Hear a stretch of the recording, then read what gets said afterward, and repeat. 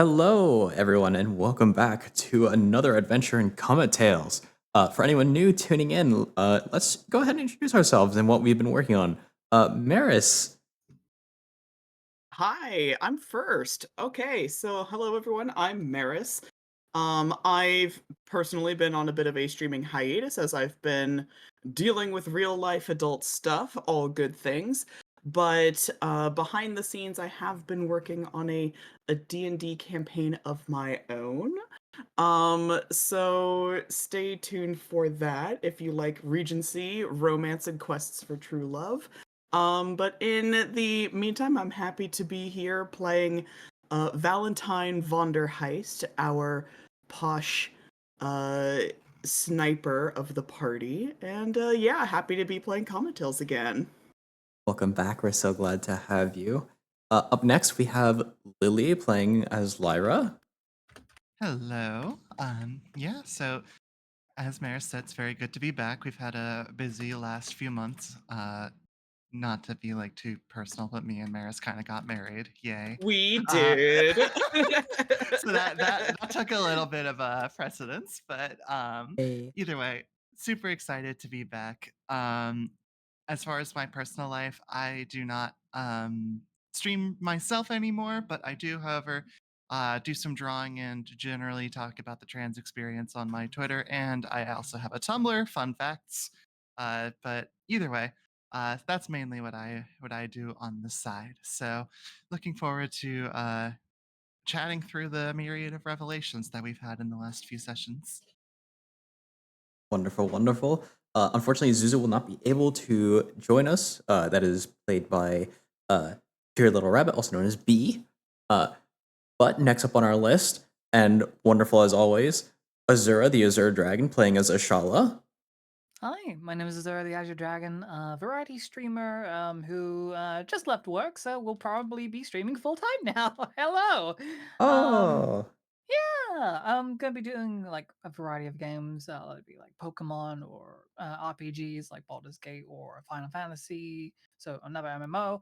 I mean, like there could be some other games. I mean, not too long ago I played Dead Space. Never again. But woohoo, we yeah. love Dead Space. No, I'm gonna be playing that again at some point. So I play a variety of games at the moment. Maybe in the future I like to do some D&D content as well. Now that I have way more time on my hands. So yeah, feel free to stop by and say hi sometime. Congratulations, and we will definitely be sure to do that. You're also doing a bit of a partner push as well. Um, At the moment, I am, yes. I believe last I looked, I was about 60 out of 75 average viewers. So we're getting that's there. great. Do We're you getting there. know, out of curiosity, um, Hmm. if rating hurts that number or doesn't necessarily assist that number? So it'd be like a sort of like a silent raid if you were planning on doing it. So like I'd be like, hey everyone, we're gonna go over to Azura stream right now. We're not gonna actually raid, but we're gonna go and hang out. Not that we'd be violating any Twitch rules or anything. We'd just be No. going over and hanging out on Azura stream, who happens to be happening right Uh, afterwards. I wish. Like I wish raids affected the numbers in a positive way. Sadly, whenever you raid, Twitch does this thing where on the URL they'll say like it's a referral raid to so and so. When you do it that way, for whatever reason, they don't count people who raid in as average viewership. They That's so only strange. I actually didn't know that. Yeah, so like the only time that they start counting is once you actually get rid of the referral rate URL in the link above, or if they click on your streamer icon down below and refresh it that way. At that point, then you start counting. Thanks, Twitch. Absolutely silly. They had to have it happen that way. If you don't know me, I am your host, Oliver Oswald. I have had a crazy past few months with Kaylin's introductory debut. Thank you, Twitch, for eating all of those VODs out of nowhere. Elden Ring DLC came out, Final Fantasy Dawn Trail, there was Dungeons of Hinterberg, so much more behind the scenes, but none of that is as important as what brings us here. Very special thank you to some of the people who supported Comet Tales Burrowbound for all of our musical needs. Please check them out for their modules of maps and music. To all our amazing players who take a lot of time to help us continue this story. And most importantly, to all the viewers for coming and enjoying Comet Tales here on the channel. We appreciate you and we love you. And we thank you for your support. Let's get into the game. In our previous adventure, the party left from the Weaver's lair, empowered with a new knowledge and perspective on the fleet. They began to explore the depths of the underside and the grand city that was built into the asteroid. Willing to try and find a solution to Zeus's problem, they sought out the famed witch, Cheryl Nimue. Upon meeting this intimidating figure, she further elucidated her understanding of Valentine's parents and provided a medicinal remedy to enhance Zeus's slowed metabolism and mitigate the calling of the void, as well as providing Ashala with the psionic enhancing wispweed. The party then pressed on, encountering a megapede in the depths of the mines below the underside and successfully defeated it. See? There it is. Joining their Grung companion, Groba, and advancing to Finia's Pyramid Casino. Finia offered the party a chance to obtain a pure psionic crystal for the Weaver, assisting her in finding an informant for the Githyanki and finally pursue Mac's family. Finia provided them a plan where they would assault her own facility and test her security in order to obtain the item. Should they fail, to disavow them and have them killed. Having some time, the party traveled to the arena to participate in the audience for the gold finale, which had already ended by their arrival. It was a massacre. The opposing side was almost non-existent in the field, and the new champion, Isolde, issued a challenge to the Pirate King, giving off a disturbing smile and gaze. Lucius, the undefeated platinum-ranked champion, agreed on behalf of the Pirate King and joined the arena. The two had utilized incredible powers, likely reaching the furthest extents of their strength to overwhelm one another. But the duel ultimately ended in a draw. Lex Frigate would not allow two talented individuals to kill one another. The king returned to his chambers, ready to meet Isolde for the first time, Lucius en route as well. But Isolde had found their desired prey. Looking upon Zuza, they revealed they also possessed the power of the sun-devouring wolf that Zuza harbors, a sickening smile crossing their face as they had finally found their long-sought quarry. We return here at the arena, at the apex of horror. Zuza begins to crumple to the ground as her muscles had failed her entirely. An eerie cold begins to emanate off of her, and a sudden weight enters the mind of all around her except for Ashala. Valentine and Lyra, roll me a wisdom check. Well, we're getting right into it. Wisdom save or wisdom check? Wisdom save, please. Okay. Oh, did I save from last time, did I? No, you are currently immune to it. Oh, okay. That's a hot 7 from me, boss. Normal roll. 13. The two of you collapse as you share in Zuza's anguish. A wave of cold so frigid it cools the blazing heat of your soul to a dying candle. The bright lights of the stars in the arena fade as an aura of darkness begins to pull you in, leaving nothing in your sight but Isolde and Zuza. Only feeling beyond the cold is a headache like no other, as Zuza loses control and utilizes deep speech to prevent this from overwhelming her very self, unfortunately sharing it with you. The true horror of it all is that this is only but a fraction of what Zuza is currently experiencing. Oh, You dear. can't quite make out any of the words, but you begin to feel an unusual sense of difference in Isolde's outlook. Ashala, what are you doing? Well, I mean, currently everyone's just now on the floor, like, weeping like a mess now, right? Everyone has dropped to the floor as if they've been punched in the chest and all of the air has left their body and they're just gasping for air as if they've been sucked into the void of space. Good God. I mean, immediately, I don't know what's going on. Like, I'm assuming is there anyone else with us right now? Or is it just us three? Or four, I should say. Currently, it is the four of you sitting in the box seats of the bronze rank. So there is not anyone else with you in your particular room. You see the person in the distance, the champion of the arena, Isolde, is sort of just staring in the direction of the party and is slowly taking steps forward, almost enjoying the anguish that they're putting everyone through in the box. Hmm. Hmm.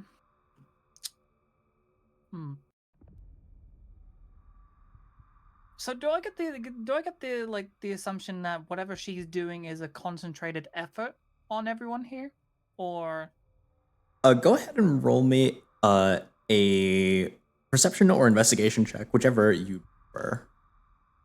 I'll do an investigation. You Yeah, are I'm as just well.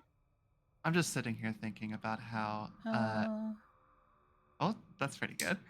A 20. Just by virtue of looking at this, you recognize it as some form of concentration. You can't tell if it's a spell or just an innate ability that this person seems to have. But you can tell just by the way that it affected Zuza and then sort of spaced out and like a wave and grabbed both Lyra and Valentine that it is, if it's not arcane, it's possibly psionic, and it might be something you can interact with. Yeah. Okay. In that case, I'm assuming because at this point, like the fighting's already over, and like I think Lex Frigga is already like left, and I'm thinking like everyone else is already starting to make their own way like away from the stadium at the moment, right? Yes, the arena is starting to clear out. Okay, I'd like to make a perception to see if there's anybody else watching. Okay, go ahead and roll a perception check. I'm going to definitely roll a d8 to add to that with my psionics. 15. 16 on my end. That's weird. Oh, sorry, 16. Sorry. Yeah. You see that a lot of the audience is almost disturbed and is looking away from the arena.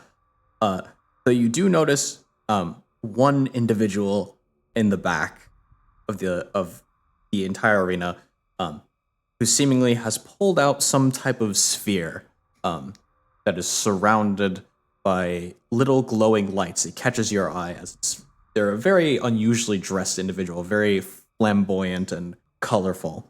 And they've pulled out this strange object, and they seem to be casting something potentially into it, perhaps speaking into it, but you can't quite tell what it is. And they seem to be the only person who is looking on Isolde and the party as a whole. I feel like the only way to quickly get everybody away from this situation is either drag them like individually, which will take ages, or throw is it invisible? Hold on. Let me fucking. Here we go. Psychic blades. Here we go. Manifest you a shimmering blade of psychic whenever you take it.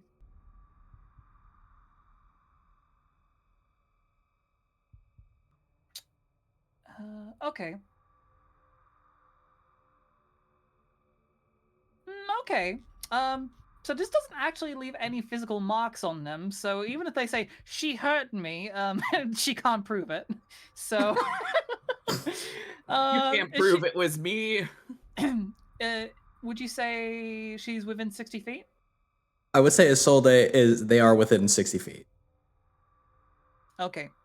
In that case, as an attempt to break that concentration, and seeing there's nobody else looking right now, besides that one person, I don't know who the hell they are, but I need to make a quick and snappy decision, and I can't worry about the small details.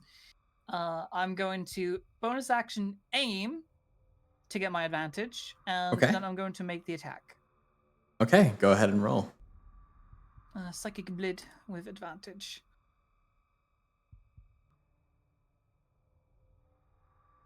Oh, Natural 20. Okay, yeah, snappy decision worked. Snappy decision definitely worked. So I'm a Immediately sneak taking attack in to the this. surroundings. You are Mhm. taking in these surroundings. You are almost a little bit panicked as to where to react and trying to analyze to find anything that can help you right now. And your eye catches on the individual in the far back. You're trying to see if there are any ships that you might be able to hail to see if you can get some kind of distraction or easy way out. And you don't seem to find anything. The only thing that comes to your mind is breaking that concentration. You leap forward to the front of the box and pull a psionic dagger straight from your hair and launch it forward towards Isolde. As it launches in Isolde's direction, it whizzes past and seems to strike directly into Isolde, dealing a total of I mean, that's pretty big damage. 29 plus 37? 8. 37 Yes, damage. 37. Ooh. Isolde, who has been walking towards the party at this point, suddenly is struck by the dagger, which disappears as it strikes directly into their mind. It seems to stop moving for a moment, and their eyes close. And they open their eyes once more, seeming practically unfazed. But you do notice that both Valentine and Lyra have broken free. Mm-hmm.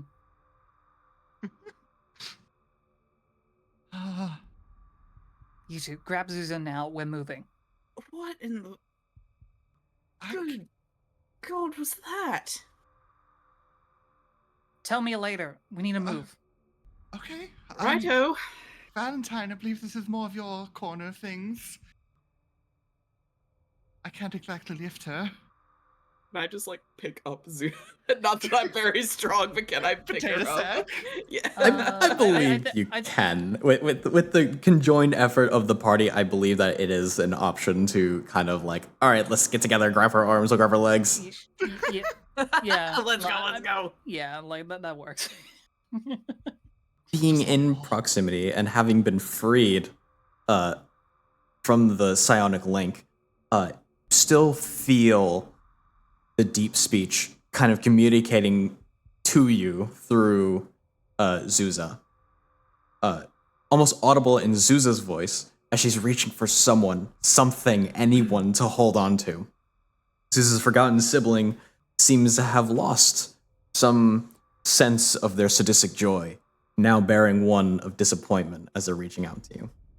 As you all are heading out of the box and sort of into the crowd to kind of get away from everything, you all feel feeling of pulling hovering over each of you, as well as a little bit of lightheadedness as you notice a familiar shape of a ship hovering over the arena, one of many ships, of course, that are all witnessing from a distance that didn't pay for their tickets. It's moving a bit closer, and your vision is beginning to go white among each of you.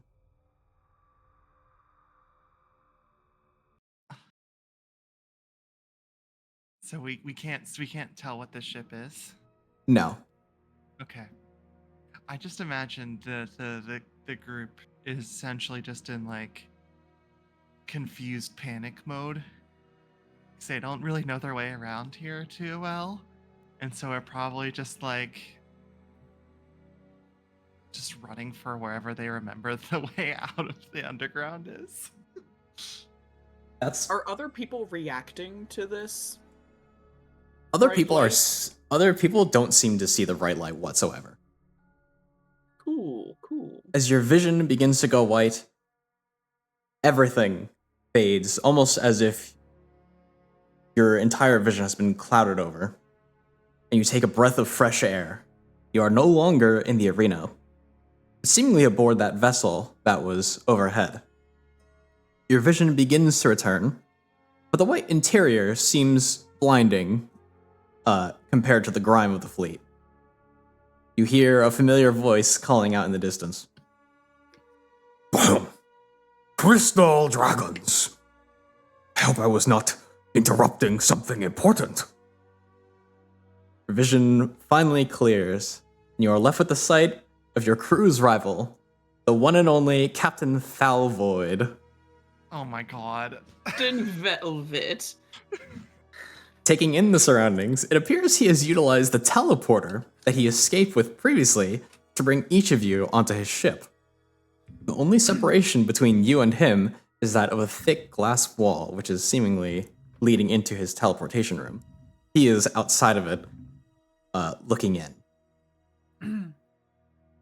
It's not exactly the time to be igniting old flames or anything like that. Old flames. No. I am here because I am forced to deliver you a missive from my superior. An individual known as C wishes to grant you full pardons to the Federation. Just like Looking that? for your cooperation. Oh. Were it up to me, I would have used my teleporter to drop each of you into a volcano, but you seem to be too valuable as assets to bring in. Ooh, a valuable asset. Or, as I like to hear my father say, skilled expendables. Hmm. That So doesn't it have would exactly seem. the same ring to it. Your instructions for obtaining this pardon are to extract an informant from a Githyanki group. We do not know who this informant happens to be, but it is believed that there were some investigations that had directed us towards not you, but the Githyanki as a whole. Your allegiance to the fleet star chasers, pathetic as they are, has left you in the clutches of this group. But should you assist us in discovering who the true perpetrator is, you are welcome to join the Federation and have your crimes forgiven, your allegiances considered not.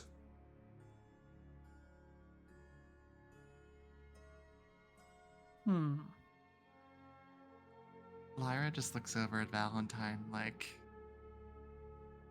gives her like a shrug of an expression and just says, like, just basically insinuating, you're the one with the slick voice, please. Sorry, do we have any sort of guarantee that this isn't some sort of a flim-flam, Captain Velvet? Do you have this perchance in writing? Unlike you, group, I, in fact, do have things in writing and readily Please. available.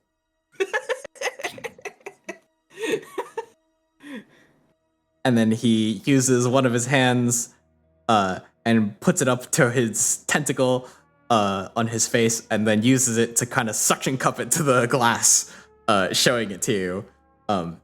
And if you recall, you have seen an official pardon from the Federation previously.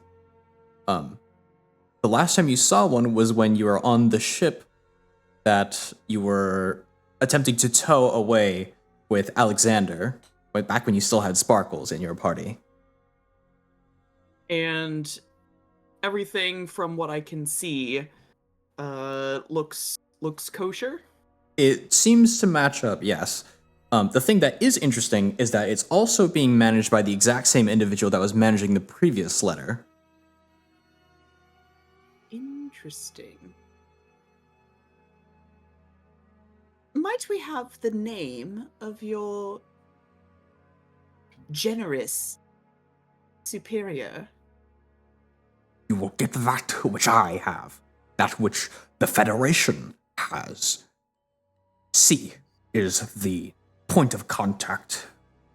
They are considered spy master and one of the directors of the military of the Federation. Why they have taken interest in you, I have no idea. But you are that which they desire. And personally, I find it disturbing that I am being forced to give you this long-winded explanation. But Oh goodness, I'm certainly flattered.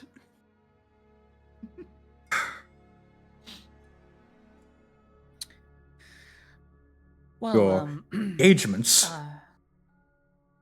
please go on, as it's not as though my word means anything anymore in the Federation. Oh, the bullying. it is more of just a case of do we get time to consider this proposal rather than just accepting it right off the get-go? Well, this informant is currently being hunted down at the moment.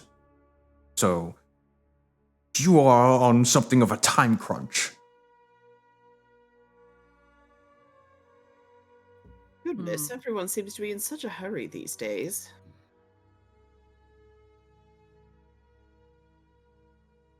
So it would seem.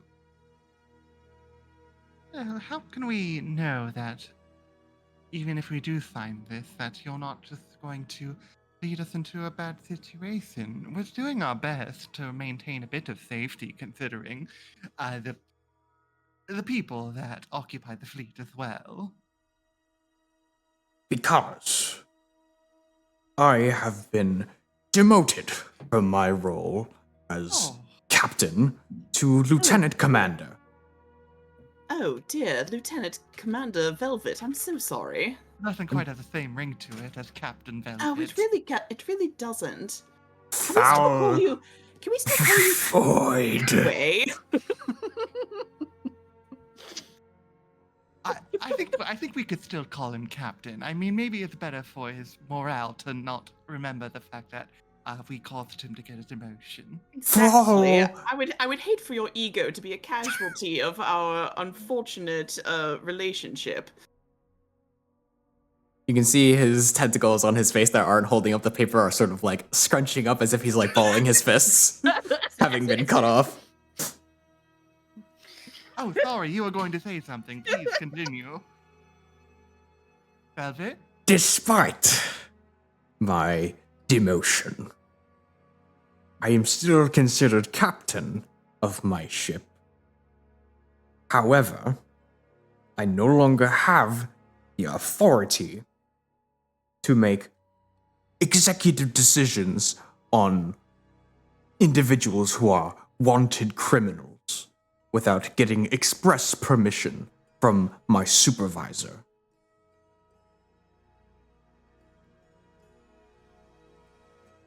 Given that I have no supervisor on this ship, I have been directly told by the individual we shall refer to as C to seek you out and instruct it to your discretion.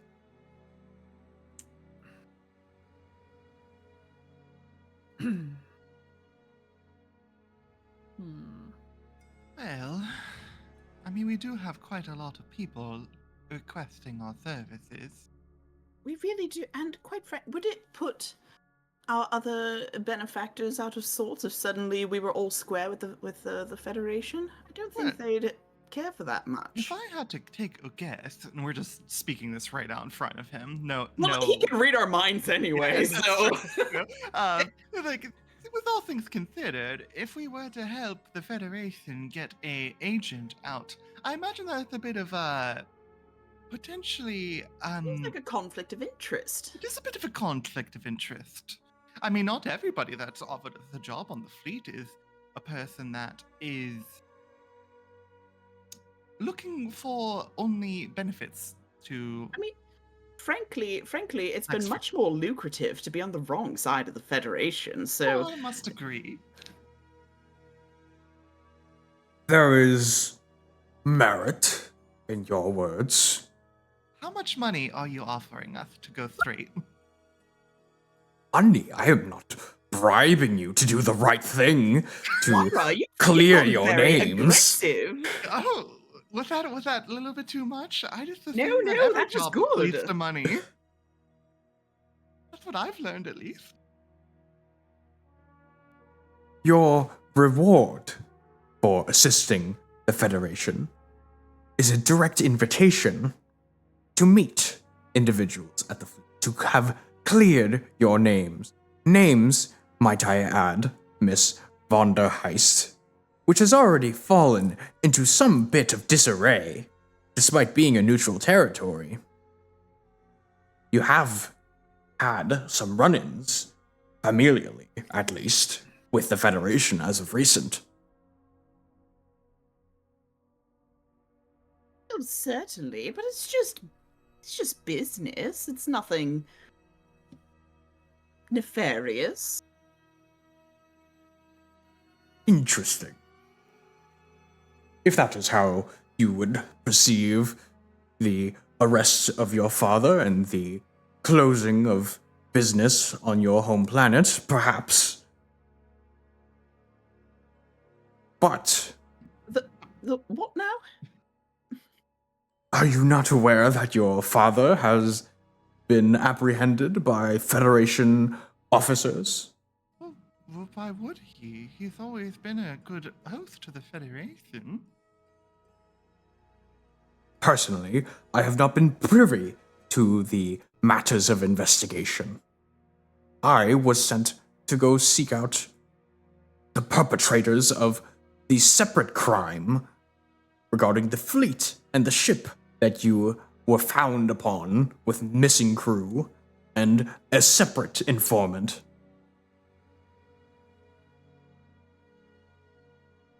Then, after my prompt demotion, I found my way toward here using my own means.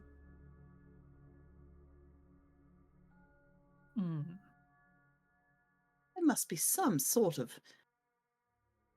mistake, some misunderstanding here. The von der Heists, granted we run a neutral territory, we've always been, myself aside, on the right side of the law. So it would seem that something of a smuggling ring has been revealed, though no evidence has yet to come forward. He is simply charged and apprehended. Charged and apprehended with no evidence? Did they have a warrant? What kind of investigation are you people running? And you want us to work for you now? It is hearsay, and I am not in charge of the investigation. This is absolutely ludicrous. No, I absolutely. And she sort of takes a deep breath and just looks to the others like, I will not let my frustrations get in the way of a potential opportunity for the rest of you if it is what you want. So, before I go off on Captain Velvet, please let me know if you would like to take the deal. Well, if I were to speak from my own personal opinion, we have a lot of leads going around about questions that we want answers to here in the fleet. And I don't believe that the Federation would be able to offer such assistance as what we have found here. So, if we were to clear our names through whatever deal Captain Velvet here is offering, then we would just be right back into the palms of being wanted by the Federation. Really, see a point of resetting our value in terms of bounty now and not later, if anything. Hmm. Ashala, what are your thoughts?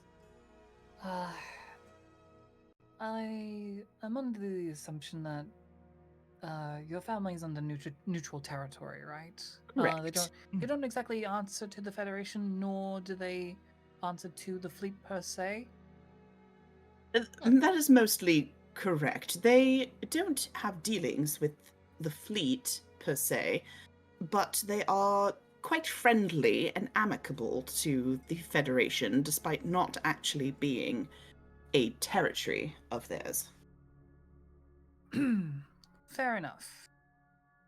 My thoughts would be on this. Like, do not get me wrong. Being one who was born, a pirate and have done many, many incorrigible things in life, do see that perhaps maintaining a neutral standing not only in your family's affairs, but maybe in just space in general, could still have maybe some benefit.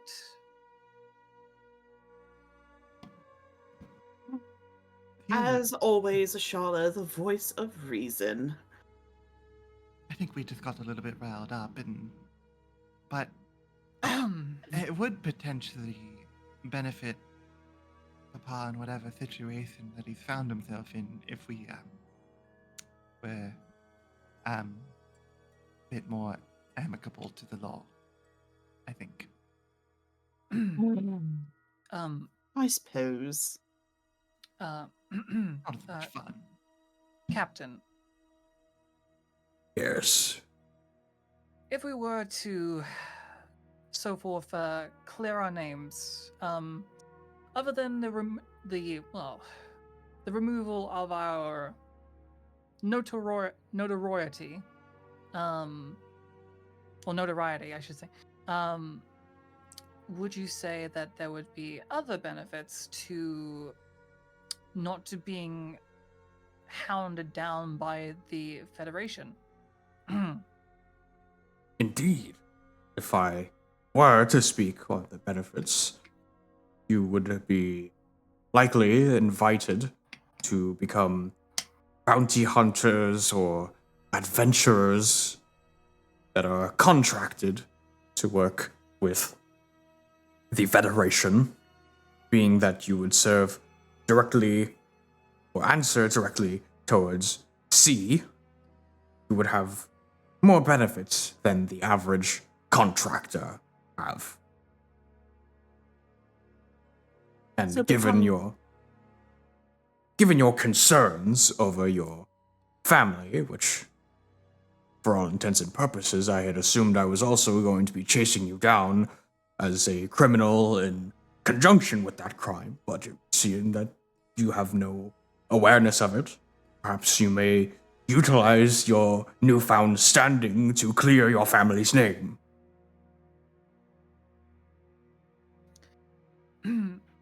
At the very least, consider this view. While we may have very good standing in the fleet, having done the various deeds that we've done so far, mostly due to your own efforts rather than me being a latecomer, at least having the freedom of having contacts in both spaces does provide its benefits. It does provide risk to that as well, but Well, would we be able to remain active on the fleet if we were to accept this contract that you are offering, Captain Velvet? I'm starting to believe it may be a lost cause you even suggested at this point. But I believe that it depends on the work that you will take to see. Perhaps you'll work as spies, or perhaps as splinter cells, sleeper cells that will arise when needed to perform a task. I do not know the machinations of C's mind, nor would I claim to, as much as I would even dare to dream of such a thing. It is the equivalent of understanding a mother brain. I have no desire to think of it. Well, I simply must say that we've accepted 2 other job offers today from folks on the fleet, and I think it'll be good to honor them at the very least. So, but I don't know, it feels wrong to play double agent, doesn't it? But in a way, it kind of gets what we want from both of them. The way that I see it, loath as I am to admit it right now, I do think that getting a pardon would ultimately be of more help to Papa. I wouldn't take it for the sake of clearing my own name. Quite frankly, I think I would look rather dashing on a wanted poster, but... Is that what you believe? And then he seems to, as much as an illithid can smirk, seems to scuttle away up as he walks away, popping his one sucker off of the glass, and pulls out a sort of crudely drawn image of the members of the Crystal Dragons. Everyone seems to have wrong details about them in particular. Lyra is drawn as a dragonkin. Not quite a dragonborn, but a sort of half dragon. Valentine is drawn with straight hair and dark clothing as opposed to lighter colored clothing. And Zuza is drawn as incredibly tall, taller than everyone else in the party. This feels Just like jacked buff in the background. Correct. This just feels like the 7 Deadly Sins all over Yeah. again, where the details are just completely wrong. I'm not a dragon. Goodness, it's a wonder they never found us to arrest us. This looks nothing like us at all. You understand my position now, and my luck, I would have it, in encountering you not once, but twice, perhaps even a third time now. Regarding your... Perhaps you should get better investigators. This is all word of mouth, essentially. Be that as it may, it would seem that the only reason I found you this third time is because of an informant. An individual had reached out to me and suggested that I go and find you immediately. I had planned to search the city streets, not anticipating you as being those of the arena. Do you mind if I ask you a question on that then? So you're able to just come and go as you wish on the fleet, correct? I am. And nobody is trying to kill you for being, well, a bounty hunter? All fair and game? As you recall, his ship is currently... a lot of the Federation ships are sort of white and very metallic in design. But his ship, as you saw it recently, was not painted white. It was the same shape, but it appeared sort of like a little bit more run down and glamored, if I had to describe it. It is disguised, essentially. Given that I am... And he sort of just like looks down at himself and flails his tentacles a little bit. Who I am and how I appear. People don't tend to look very long in my general direction. It is a blessing and a curse. What's wrong with you? He sort of gives a bit of a look, as almost as if he doesn't quite understand how you don't understand. I am I mean, a I'm mind strange flayer. too. And that's a bad thing. In most social circles, it would be considered one, yes. Oh, Just Captain sounds highly Velvet. prejudiced. Captain Velvet, you can't just sell yourself short like that. Of course, sure it's you're- not your looks that make you unlikable. It's more so the curt nature in which you go to apprehend us. It's Yes. the way you're trying to arrest us. Perhaps I should offer you some tea while I go would be to get ready lovely. to arrest you. Do you have any chamomile? If I offered you tea, would you be more open to my forced offer of allegiance? You know, actually, I would. A single one of his tentacles kind of reaches behind him and clicks the glass. And he sort of lets out a sigh, and it opens up for you to sort of step out. A spot of courtesy goes a long way, my dear captain. He seems almost defeated as he sort of walks away. And as he begins stepping off towards another room, surprisingly, very trustingly turning his back towards the party, a single one of his facial tentacles reaches around to the back and sort of gestures, come along, as if beckoning you with a hand. And you enter. Real quick, can I do an insight check? Just to make sure, like, he seems genuinely pretty chill about this. Yes, by all means, go ahead and roll an insight check. Oh boy. It's a 12. A 12. Strong 12. It's hard to read a mind flare in particular. But given that he is, in all intents and purposes, his own person, his own mind, he has a very interesting willingness, almost as if every sort of bit of dignity in the man that you had before was sort of chewed out of him Oh, no. when he got reprimanded and demoted.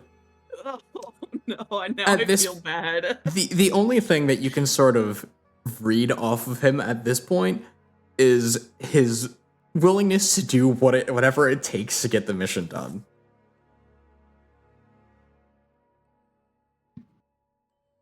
I just while he's walking ahead, I'm just gonna kind of whisper to well, I mean, Zeus is currently still lying face down on the ground, isn't she? It's just like, so we're going to take this. We just kind of sweetened the pot, didn't we? That's what happened? I think so, and at least we get tea out of it. Although now I feel kind of bad for the poor guy. I mean, Are we bad people? certainly not. We just Well, know what we want and know how we expect to be treated. Fiona here isn't even on one of the wanted posters. This is all us. This is our fault. If I remember correctly, I think I have the smallest bounty out of all of you. Well, Valentine is like flipping her hair.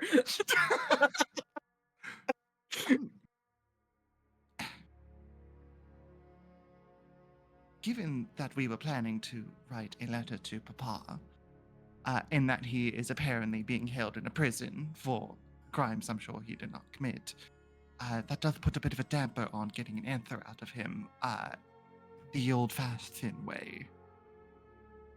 Making sure. From your familiarity with Federation law, there's nothing that prohibits you from having a conversation with him. Though at the same time, though, they're probably not going to let you, in particular, communicate with him as a set of wanted criminals. What do you mean? Well, let's have some tea. and consider the offer seriously. I know that I was about to turn it down in a blaze of fury, but now that I have calmed and my wits are once again about me, it does seem the most reasonable course of action if it means saving our father. Although I must say, once again, Charlotte, I feel like we are apologizing for just about everything right now, but I do apologize for getting you mixed up in my family's affairs. I would not worry about it, considering the fact that if it wasn't for you, I'd still be on a derelict ship filled with infested horrors from the great beyond. While that is true, I hope you realize that there's no obligation to tolerate our complicated family matters now. I would not worry about it too much, considering I've been running solo for quite some time. The company is actually quite charming. And honestly, granted the notoriety and, well, the long-winded conversation sometimes, I do enjoy the company. It's a nice change of pace, considering the only other time I've had such company was with my father and his crew. So it's certainly a different change of pace. Well, I know that we, gives a little nudge to Lyra, are certainly glad to have you with us. Now, shall we indulge this poor man in over a cup of tea? I think that would be best. Drag Zuza with us into the ship. He just simply didn't ask because he doesn't want to know. But as you sort of progress into the ship, you notice that it's actually extremely well maintained. He runs a very, very tight ship. And you're not quite certain where to go when one of the shining white doors kind of slides open. And he is sort of just like poking his head out, seeing like, "You're taking long. I was worried that you needed the lavatory. Come on, come on." No, our apologies for the delay. We've just, as you can see, Zuza is out of sorts, so we've kind of just been carrying her about, so we're a little Right. clumsier than usual. None of us are very strong, so it does take a bit of a village. So it would seem. And as you kind of follow him into what appears to be sort of like a kitchen quarters with a little table, sort of like a little rec area of sorts. You notice that there is a slime person, a plasmoid, who is just kind of sitting at a table and has a very big mug of something. And just sort of just like stares in your general direction. They don't have a face that you can really make anything out of. But you don't necessarily get any feelings of animosity from them. As Captain Velvet goes and sets down a set of delightfully well-designed teacups. One that you're sort of surprised that an officer would have seemingly above his station, if you were assuming it.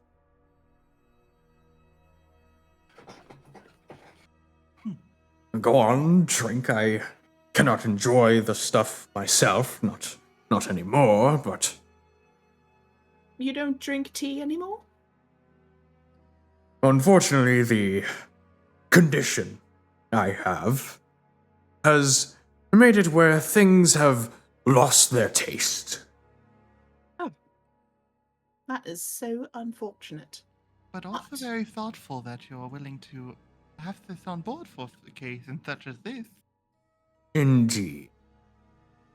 One of the Another plasmoid sort of like pokes his head in as if, am I allowed to be in here right now? This seems kind of official. And Captain Velvet just gives like a sort of nod. He sort of his way in, his squishy little footsteps. I just have to call you out, Oliver, that you're calling him Captain Velvet. I am. I will be calling him Captain Velvet. What do you mean? That's his name.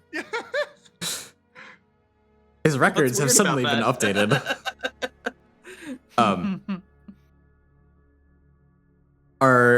The second plasmoid comes in and takes a little bit of the tea on their own and takes a sort of sip where they kind of just pour it into their sort of front aperture. And it seems to sort of just float in them and then slowly just spreads out. It's clearly not poison, or at least not in anything that would be harmful towards a plasmoid.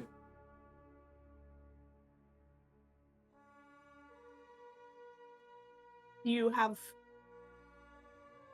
company often then aboard the ship, since you seemed ready to host at a moment's notice? These are from olden days, before I had become an illithid. See, the Federation has waged a war long and old, almost not quite as old as that of your people. And he sort of politely looks towards Ashala. However, I have essentially done my part in service towards the fighting of the grand design or grand plan or whatever it is Illithid hive mind considers itself attempting to do.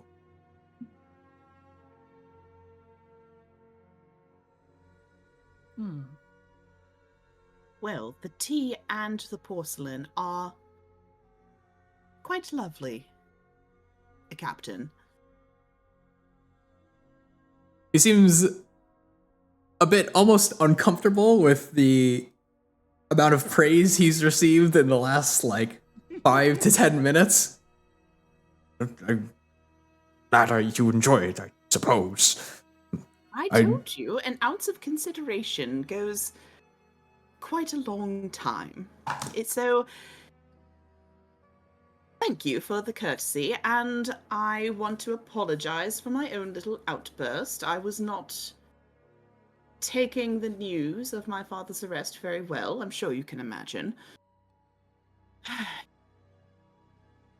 But I am more receptive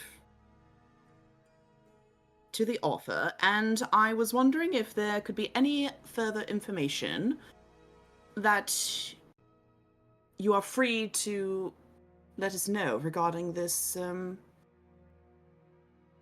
this task.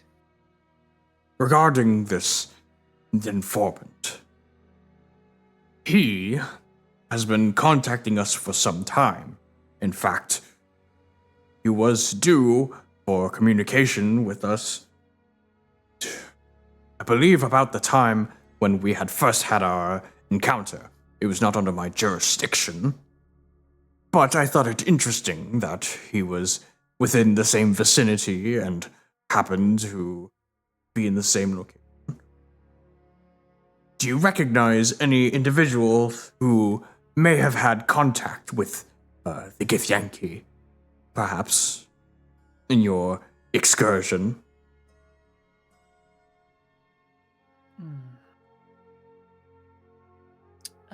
I'd like to do maybe any sort of history check on to recall maybe anything on my side regarding that. Sure, go ahead. See if you can recall, because interacting with Yankee is fairly rare among the Star Chasers. Yes. The only other time I specifically remember was that they were the people that were holding sparkles at first during the trade. Spend a D8. But I do not think that the informant would be a slave trader. Maybe. As you recall, actually, a lot of the people that do tend to interact with the Githyanki happen to be slavers that are operating from within the fleet, and maybe perhaps delivering some individuals away into Githyanki territory. Githyankis tend to operate a very large set of territory, and it's not quite bordering the fleet's territory as much as the fleet itself is a sort of mobile territory. But within the nebula that cloaks the fleet, occasionally during select periods, there are some people who tend to go out. Not many that you can recall. Only the incredibly foolhardy, those who are of the extreme adventurous type, tend to be the ones who will go out and interact with Yankee as a whole. You have to have a very solid understanding of their culture and be willing to be seen in a servile way to not get cut down. As far as individuals by name, can't quite recall any. Okay. Would this be one of those occasions that I do expend the psionic die because there was still some information, or was that a fail to recall anyone in particular? I would say that it was a fail to recall anyone in particular. So I would say you can keep your die. All right. Okay, I'll keep the die then.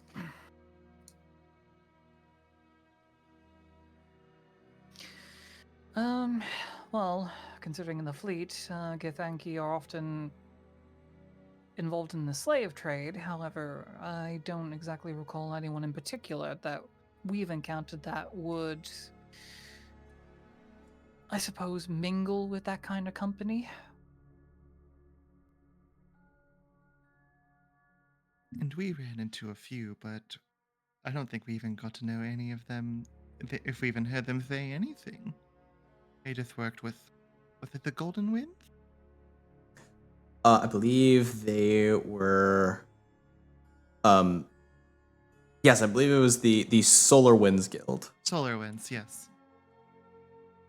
I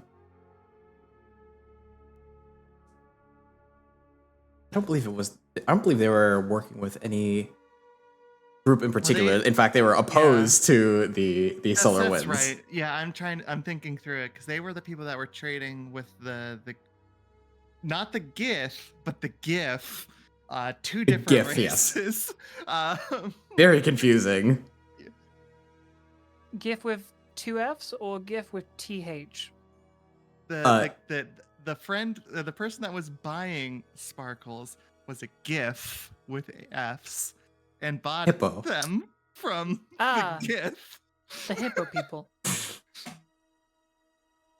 GIF and GIF interactions, the cultural exchange you never thought you would have.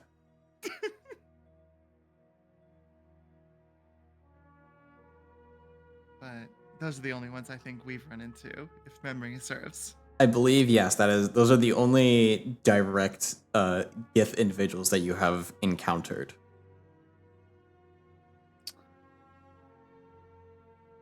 I'm afraid there's none really come to mind for us as well, Captain Velvet.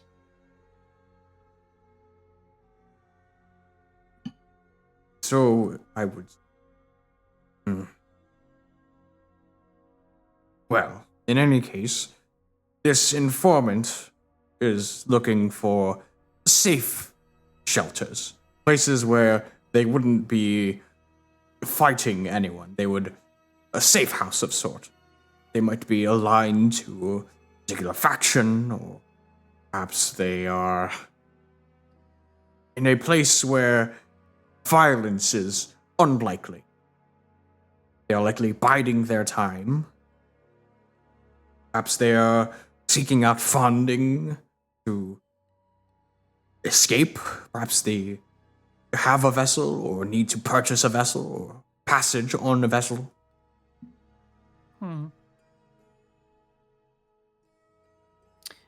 Say, now that you mentioned the Gith and looking for a means to escape the fleet.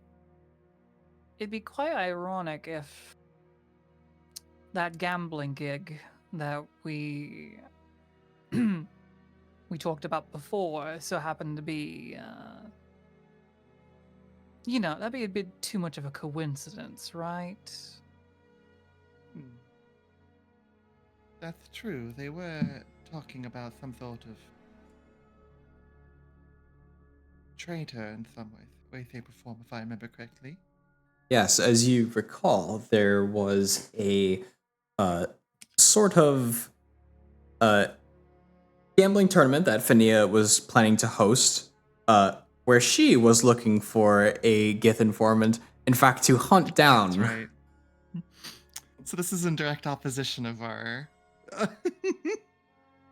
Fania's request, however, is that you both A, steal the item that this individual is attempting to receive, and B, to, if you can find them, reveal them, but it's also to essentially bankrupt them in the gambling tournament.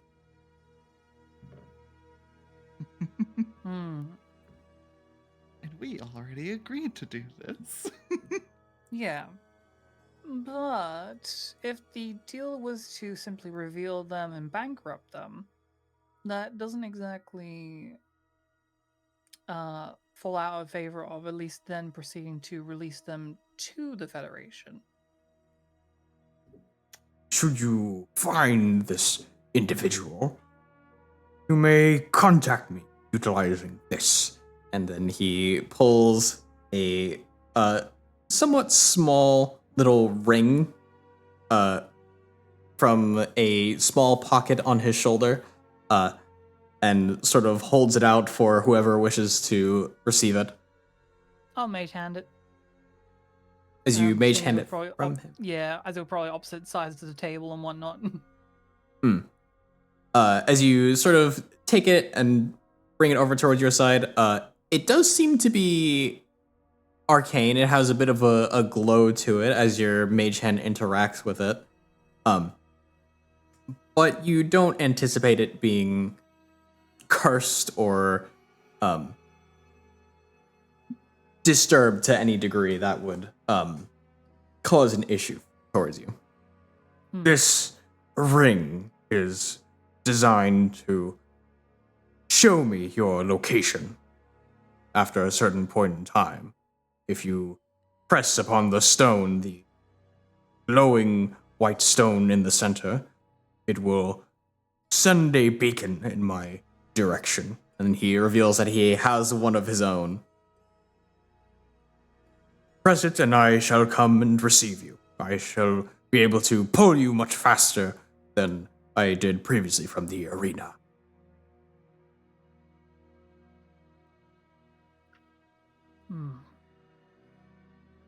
At the very least, think about this way, Lyra and Valentine. If things do, in fact, go off the rails, so to speak, if we do happen to find the contact, but still get caught, and, well,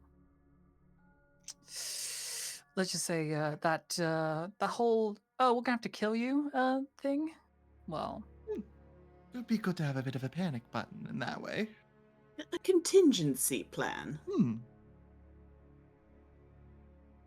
Seem you are very thick in the muds in whatever it is that you're dealing with in your Star Raider nonsense. It is not something that I wish to involve myself with, and I am thankful about the fact that I do not have to go out and search the streets myself. So your services would be most appreciated. it's certainly a very morally grey matter. One of which that's very different from what I'm sure that you have to deal with. But yes, at the very least, we will consider this while we're out in the field.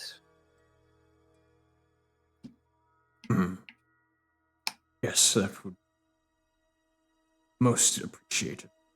In this case, now that we have struck a deal, I believe I can drop you off at a plate location of your choosing. Can you drop us off at a bar? Perhaps. Something like that. Give me a moment. Go wait in the teleportation room. I will drop you off shortly. And he sort of stands up and kind of gestures for the two plasmoids that are with him, and they kind of give him a salute, and then they run off. Like they go man a separate station. Yep. After the pleasant tea and whatnot, Ashala will stand up and just give a courteous bow before proceeding to move back towards the teleportation room. As you all begin to proceed back, you begin to notice that as much as it's very sterile and white, almost like a doctor's office of sorts, within the ship, you do notice that it's a little bit homely. There's little decorations out and about, little paintings. There's an image of a man that seems to be shown a couple of times. Somewhat sharp features, very light facial hair, somewhat short hair, intermediate between medium and long. And you wonder if that's who Captain Thal Void may have been before his ceramorphosis. And you are left pondering as you step into the teleporter room, and a blue plasmoid sort of wanders in and gives you all a little wave, and closes the door to seal you within the teleportation chamber, and presses a couple of buttons on a console as the white vision begins to cloud your eyes once again, and you're released onto the streets of the fleet.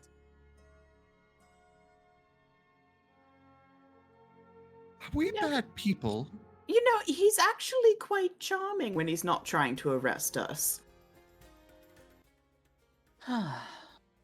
Well, at the very least, at least being somewhat amicable this time, it does lead us to a potential new avenue that I never ever considered in my life. But it's an option nonetheless.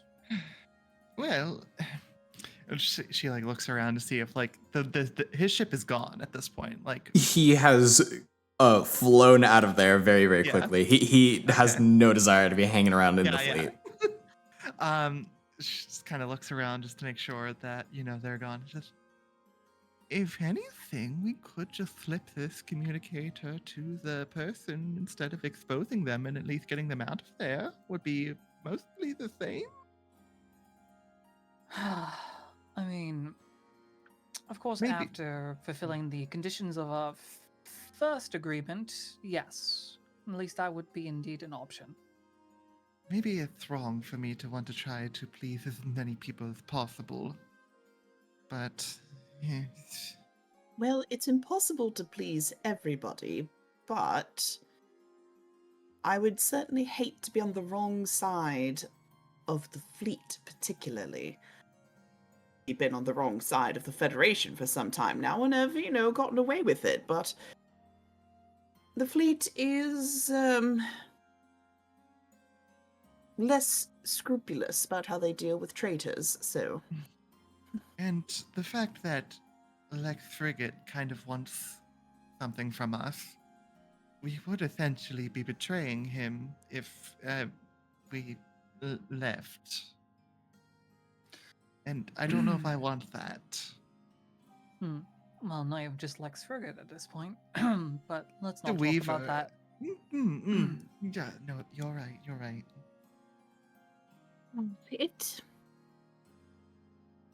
It does seem a bit odd to be making this decision without one of our other co-captains. Zuza is face down on the ground. Perhaps we should wait until she's able to contribute her thoughts on the The- matter. The heist is tomorrow, so we can I sit on it and. I think for now we continue as planned Hmm. and keep the pardons and our little button there that Ashala has. Keep that in our back pocket, so to speak. Yeah. Very well. Is that all right with you? Mm-hmm. At the very least, if anyone's going to be discreet about handing a communications device, I'm sure I'd be able to slip it to whomever. So at the very least, once we've gotten what we need out of the situation, they can get out themselves and fulfill their end of the bargain.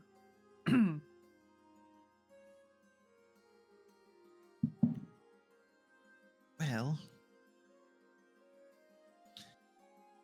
goodness, we've made a lot of deals in the last, what is it, like 4 or 5 hours? Goodness, I feel like my soul is being split into 100 different directions. Hmm. I can certainly agree with that statement, but seeing as we have several avenues we could take, however, there's only one real way of being able to fulfill all the requirements at this point. Hmm.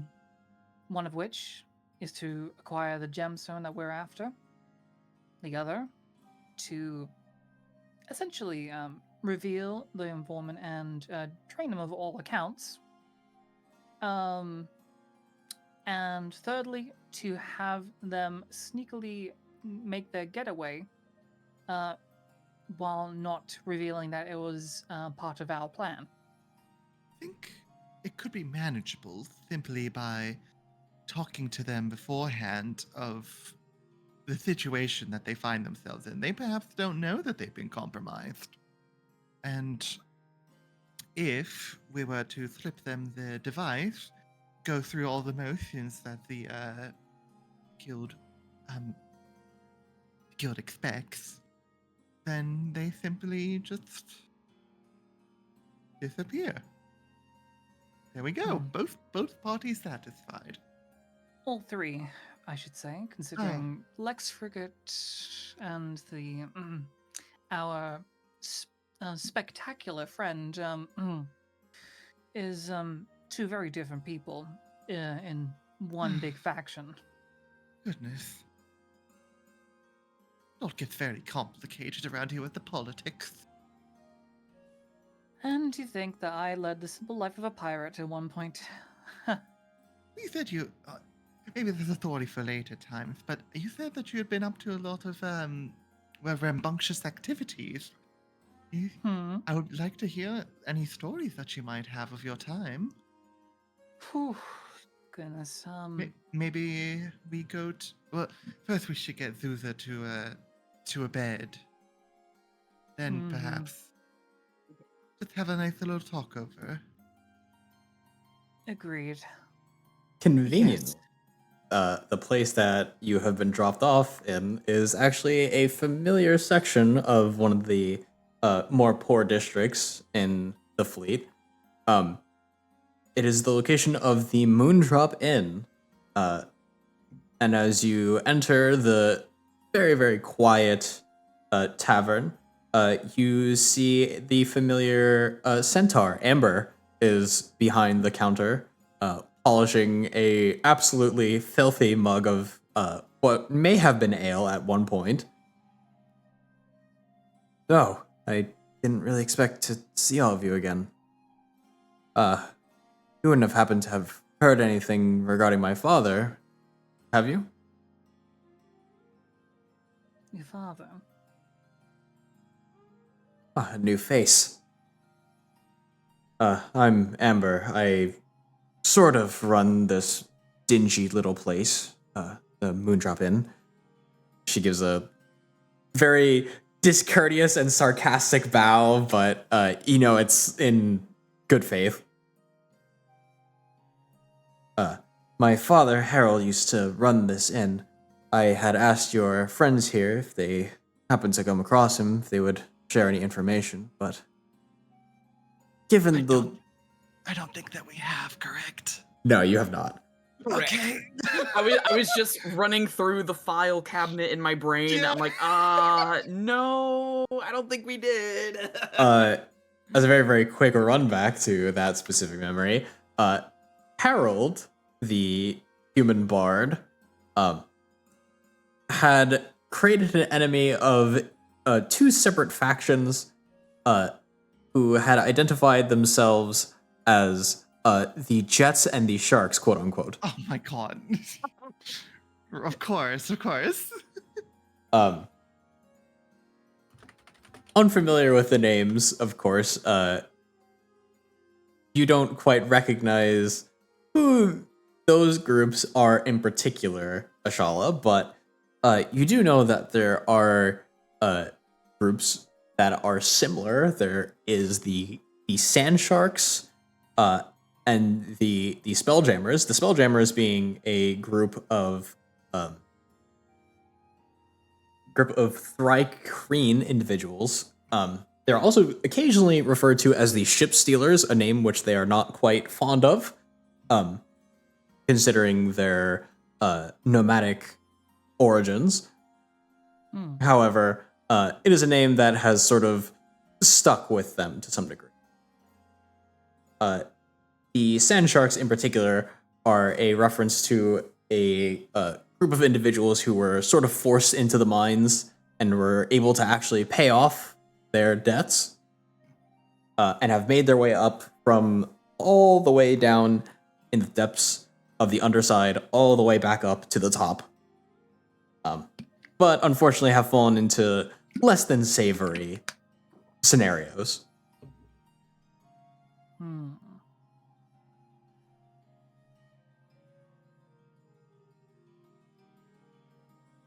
Given that your friend is not doing well, I'm going to assume you guys need a room.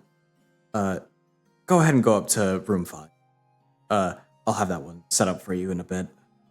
I don't know if you intend to stay here for very long, but should you need, we have some food and ale for you. Thank you, Amber. Yes, we will certainly be staying the night at least. She gives a sort of nod and goes to sort of engage with the many a task that she is left to do by herself. Oh, poor girl.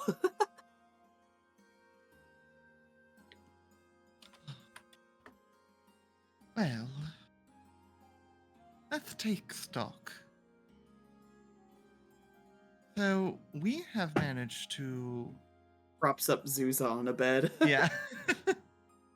We have managed to make contact with the lovely little Groba, who brought us to that very fancy man, or person. Perhaps would be the better way to describe them. And then managed to find ourselves the knowledge of myself apparently being able to cause potentially catastrophic damage to the world by just saying phrases that I would have without thinking. Our father is apparently a world-famous renowned criminal who is now arrested, and I don't even know where to go from beyond there, because that's kind of where I'm hung up on, if I'm being honest. I was planning on creating a strongly worded letter to Papa tonight, but seeing as he's arrested, that puts a bit of a damper on those plans, as I don't know if he'll be able to receive it. And even if he does, it's likely the Federation will read it anyway. I don't recall if you guys ever obtained sending paper, where you write a message and it will send that message to the person that you are intending to write it to, provided that you can recall their name and their face. I don't believe we have any I of don't that. I remember you think we discussed it at one point. Perhaps that Yeah, might be I something think you can look Yeah, into. I don't think we did though. yeah. So that's something to probably do. But continue. I think you were gonna say something, Azura. No, I'm just have this image of the man who raised us, and it's so difficult to know that there's a chance that he's been lying to us our whole lives, Lyra. Even if he was some dashing, dare-do adventurer, which is quite exciting, he could have told us. Well, you often found yourselves in the den, listening to his stories. Did they? And you said that they never really kind of got that wild, correct? Goodness, I mean, he had plenty of stories, but that's all they were. They were stories. And they were not about swashbuckling heroics, certainly not chasing after dragons and what have you. It was just about, I don't know, hunting trips and exciting exotic markets and travels and... Yeah, what about Mother then? Do you think that, from what I hesitate to use the actual name given their secrecy, but given our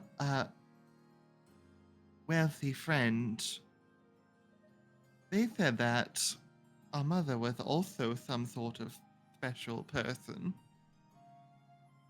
Oh, Mother always did have a quiet reserve about her, but that was a part of her charm, so to speak. She didn't let very few people in, and she was quite, well, she didn't take to mindless flattery. She had a good read on people, and I suppose that would be good skills to have for a intergalactic woman of mystery, but I can't imagine her getting up to legal shenanigans. She's always been so, well, not stern, but she's quite, by the book with us both. Admittingly, it's maybe because you have got the whole story from your father that you're imagining such wild speculation. Granted, like again, the whole finding a dragon for its body parts and whatnot is certainly something that maybe wouldn't exactly come up in conversation. I just mean maybe until actually maybe seeing your father face to face. Maybe putting a cap on your speculation is probably for the best for the time being. Because we can speculate and guess and imagine a lot of things, but until we can verify it and hear from the horse's mouth, so to speak, not really too much we can really do about that. Yes. No, you're right. Well, I do wish that of course, he loved talking about it. He loved talking about the acquisition of Lyra's egg, and what a rare find that was. I do wish that I just had more concrete information about that. I want Well- that to be very helpful to you, Lyra. And we'll get that information. It's only a matter of time. I mean, isn't it the stereotypical thing that anyone held within a policial governments is offered a free call? Is that correct? I believe so. Definitely read a mean, book or two where that was the case. Perhaps maybe if things go well with the next job, with the the thing we're doing tomorrow, Mm. if we can get all our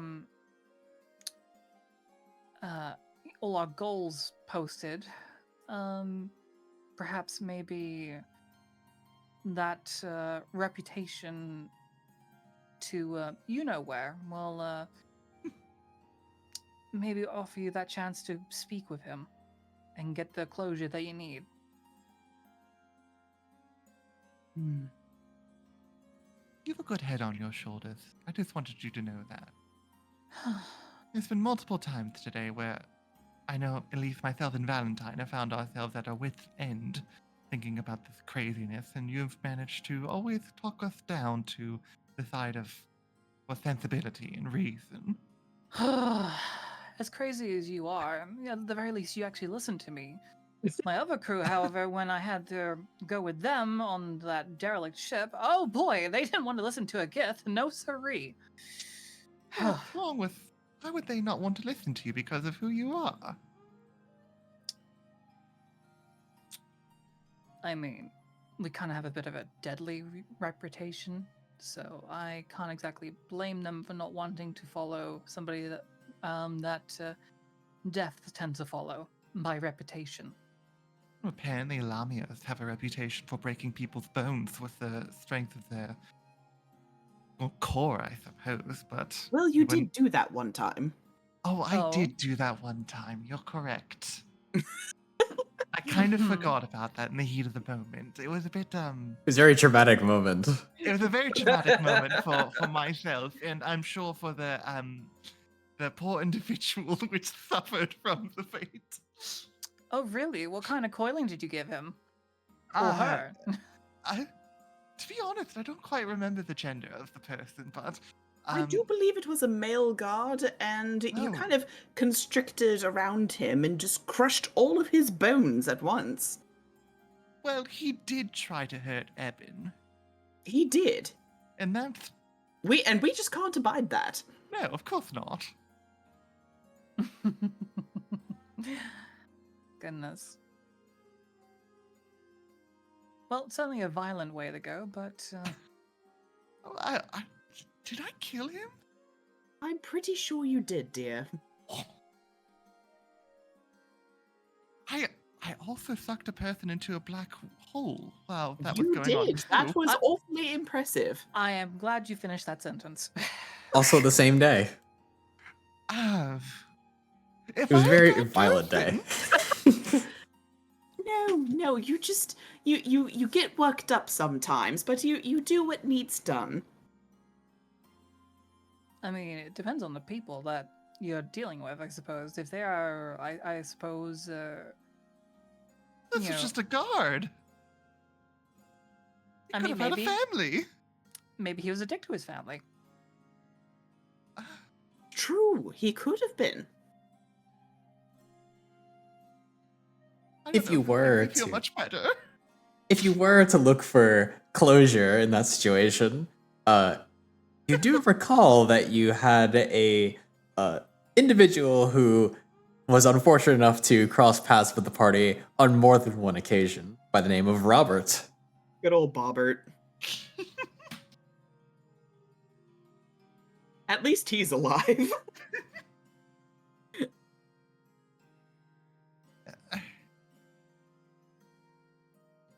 Hmm. You know what? I want to test something. Hmm. The Weaver said that if I spoke certain words, that it could be something. But eh, what if I just wanted a sandwich?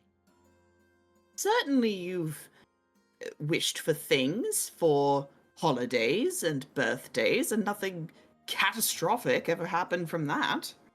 I mean, uh, I mean, think about it this way. I mean, like, let's say you wished for a sandwich. Like, what? How does it come to be? Does it just materialize out of nowhere?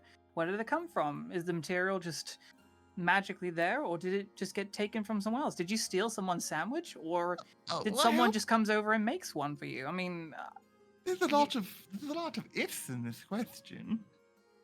What if I asked for some sending paper?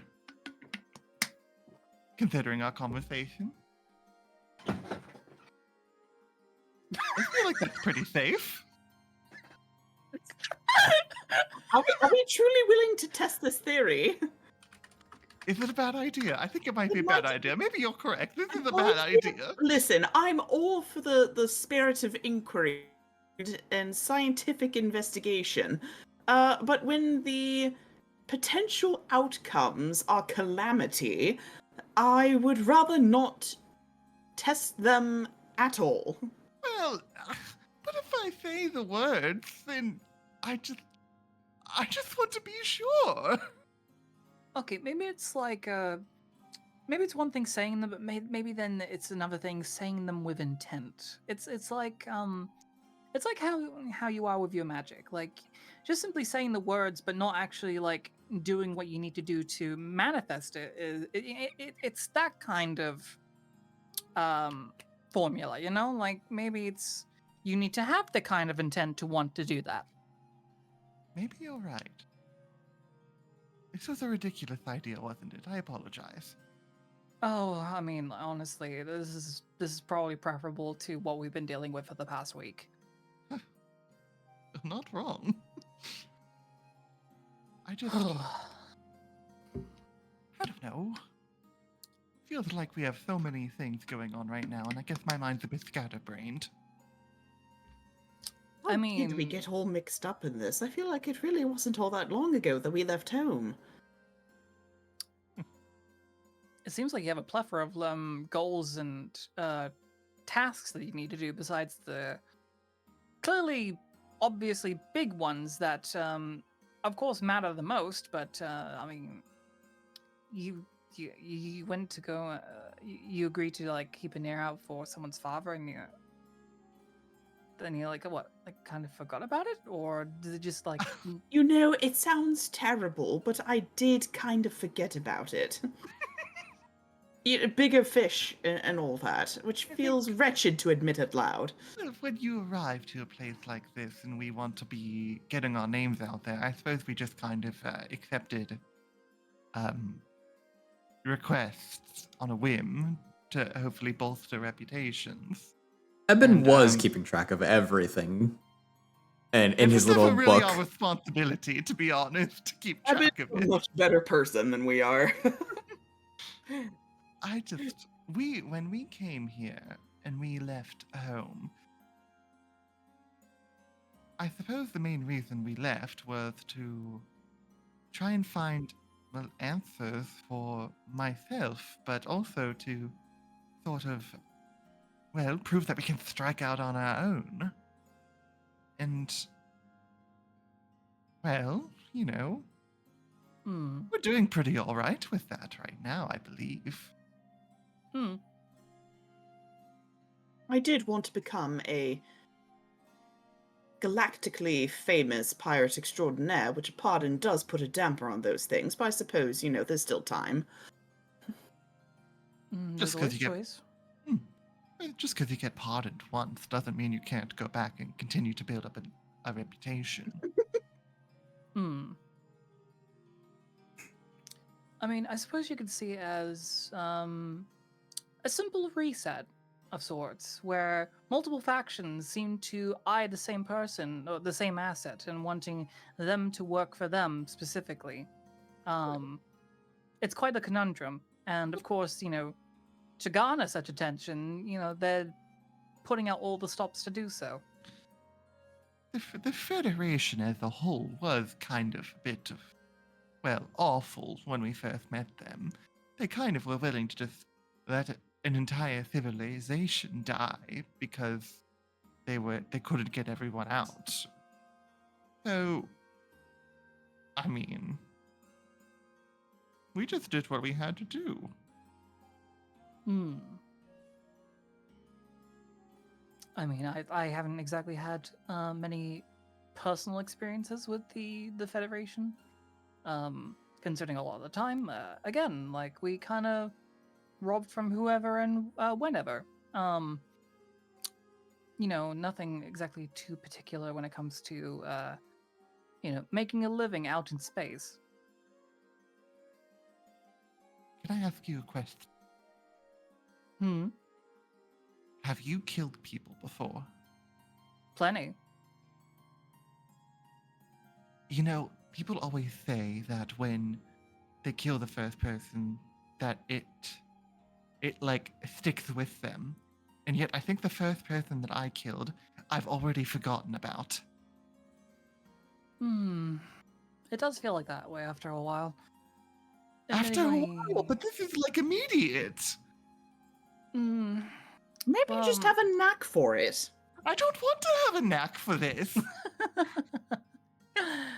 I mean, it's not exactly something that you, I suppose, really tend to like think of at the given moment. Like, I would imagine you're more in the mindset of caring for your immediate friends who are in endangered to said people. Maybe it's just that you simply value your friends over the lives of the common stranger. I do.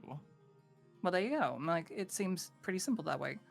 For me, I very much live the life of it's kill or be killed. It's loot or get looted. Either prosper through roguery and debauchery, or frickin' I want to say kind of fade into the nightlight, so to speak.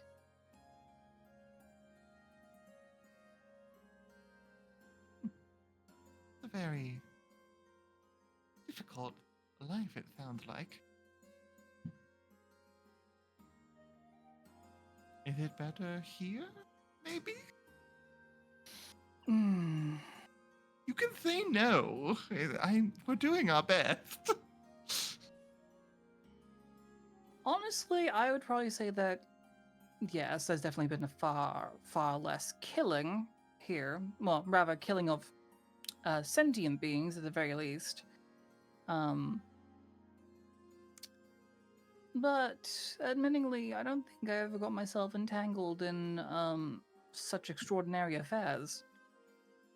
I don't even think even my father could have ever gone into this kind of roped into this kind of mess.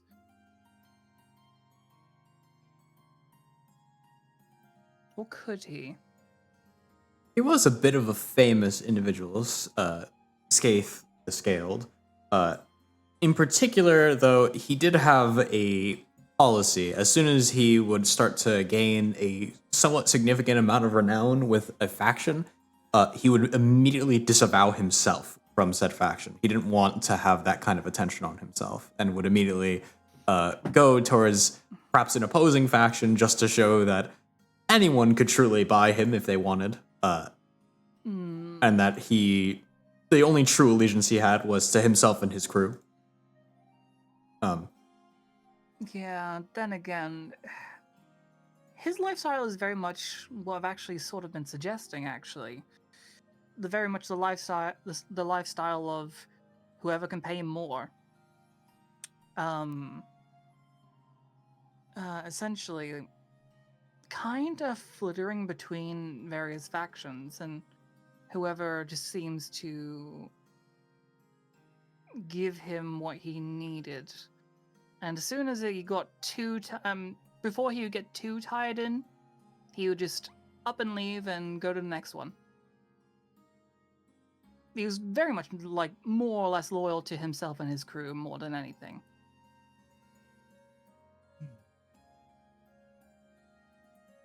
I don't know if that's the sort of philosophy you want to pick up for yourselves, but I mean, it certainly worked for him at least up until now.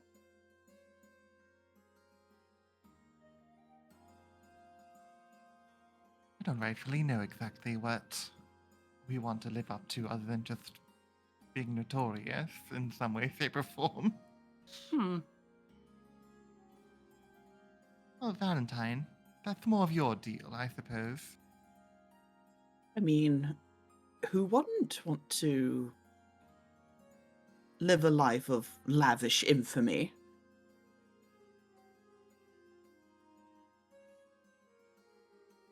And Papa, but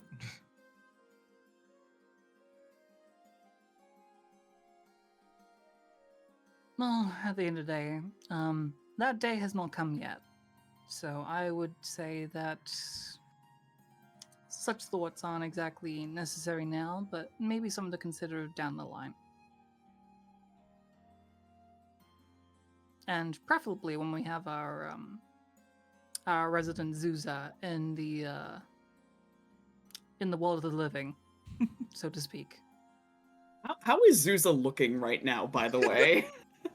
We've kind of been dragging her along, and she's been face down in the dirt. And how is she doing? Everyone who has handled Zuza at some point has had to swap off, because she's just emanating cold energy. I am a bit concerned about that. She doesn't necessarily breathe either, so you can't necessarily check to see I don't think she how needs well to she's breathe. doing either. Yes. need to breathe and her skin is naturally cold. I mean, she's always been cold as death, but I mean, Look, the cold seems to be emanating. Zuza also doesn't need to sleep, from what I remember. You know, I heard of a tale that one who was under such deep slumber had awoken after a lover's kiss. Oh. Should we go get the doctor? The doctor Oh could. my. Zuza internally, am I that readable?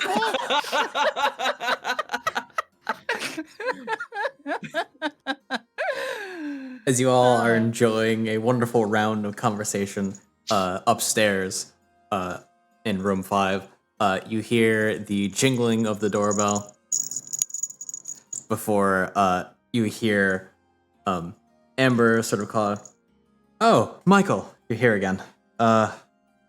Shall I get your usual?" And you hear almost whispered conversation down below. You can't quite make out this individual's voice in particular, but it would seem that you're not the only person in the tavern any longer.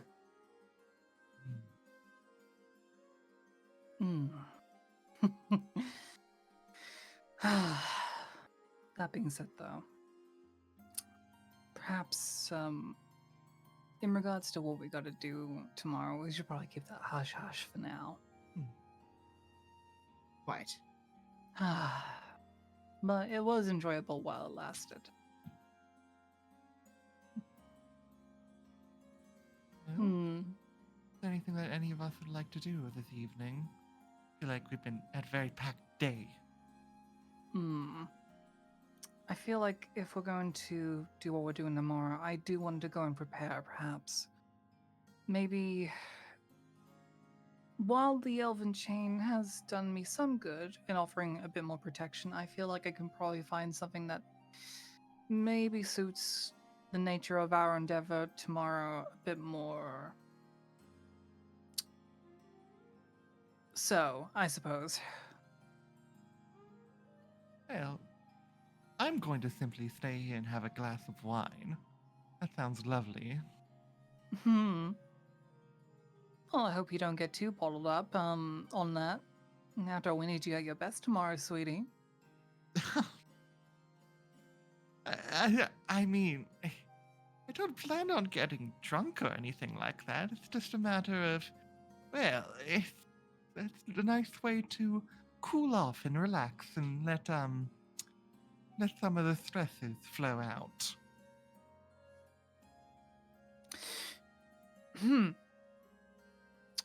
Got you. Say something weird. Oh, just interesting phrasing of word. That's all. She looks over at Valentine like, huh? Just gives a teasing shrug.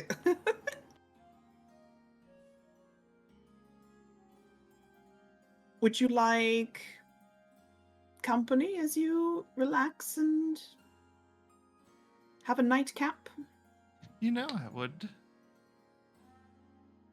Excellent. You and Nishala can enjoy your evening together. Oh, but wait, but Ashala said that they would be going to do some business elsewhere. And I think it'd be lovely if you joined her. But I can't And have then- wine while walking about. Will you all regroup here and have your glass of wine together? Oh, what are you going to do then? Rendezvousing with someone else, are you? Unfortunately, no, not tonight. But, I think even though we will not be able to contact Papa in the near future, I would like to sort of, gather my thoughts a bit. By all means. Well, at the very least, we could at least get Zuza back to the ship before departing.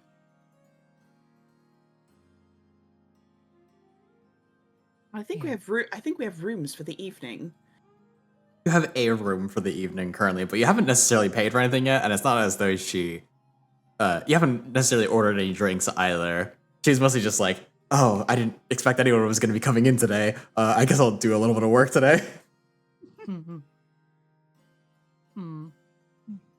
I mean, if we have the option, I would prefer to sleep in, well, our own quarters, if possible, so...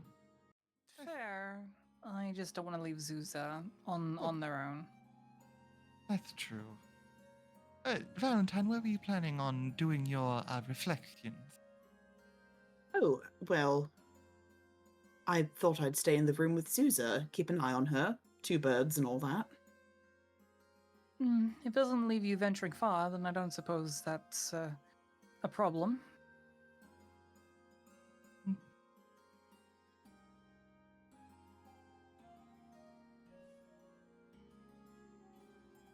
Well then, Yeah?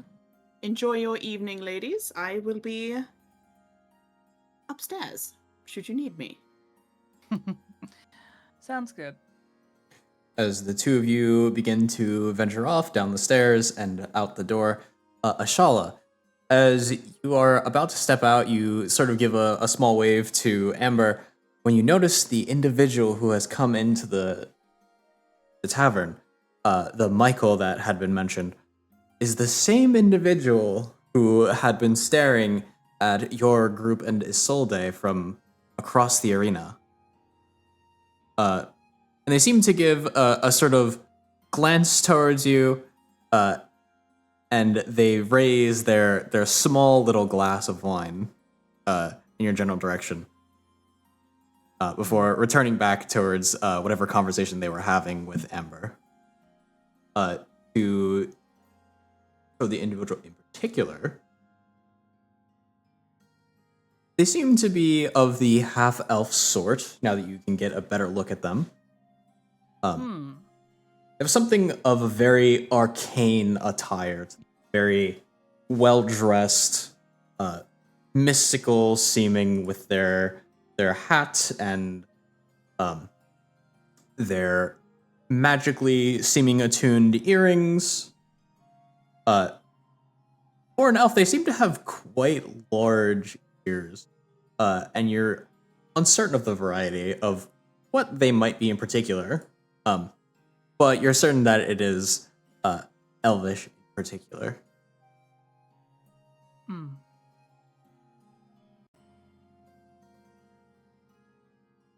she'll make like a note of it, and also a note of him noticing her as well, before leaving the establishment. And once outside and out of view, she will stop and just contemplate for a moment. Is something wrong? I'm uncertain.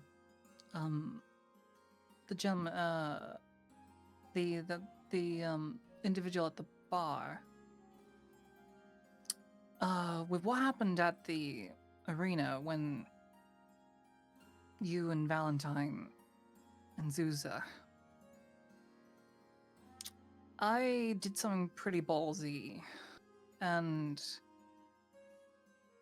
I believe that he was a witness to what I did, to get you and everyone else out.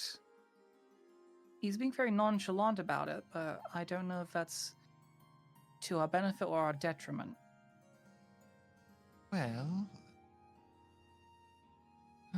he did follow us here. Well, anyway, that would be the assumption I would make. I don't think it'd be quite a coincidence for them to just show up here. Do you suppose that he might have been the one who tipped off our dear captain to our location? He was doing some arcane, something of the arcane nature when I observed him before my hasted action. Well, considering that most others were leaving the arena at the time, I would only assume that whoever this person is, they are someone powerful. They may not show it, but to be making a move at a time like that would take great courage, both yourself and them. Honestly, my action was simply that of an emergency nature. I don't think I would have been able to carry all three of you away from that terrifying situation. Did you hit her? Yes. Whoever she was. Well, that's frankly incredibly impressive. They were moving at the speed of sound. Quite, but besides being a momentary irritant, it didn't seem like whatever I did seemed to have affected her. Just enough to, well, lose focus on whatever she was doing to you and the rest. Poor Zuza seemed to have gotten the worst of it. Well, if they're not going to follow us, which I believe that we should keep an eye out for, then, well, all's well that ends well. In that way, I don't believe we need to press it any further. We can consider it a coincidence if it seems to be that way. If at the very least they're not making any attempt to hide themselves from me, so I suppose there's nothing to necessarily worry about.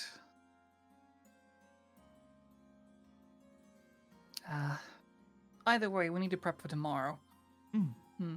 What did you have in mind? You sounded like you were thinking about getting some sort of armor for yourself. Potentially, or if not armor, maybe a disguise kit of sorts. I've been feeling like if I'm going to be involved in the intricacies of navigating the casino, then I feel like having some means and some protection, one that's of the less noisy variety, would certainly be of benefit. I would agree. Specifically to the disguise kit, as it seems like our names are getting out there quicker than we could have possibly anticipated, for better or worse. Quite so. Sure, I can maybe pull off maybe enough an elven race if I hide my facially features, but Alas, I don't think I can do too much more beyond that without the aid of better equipment.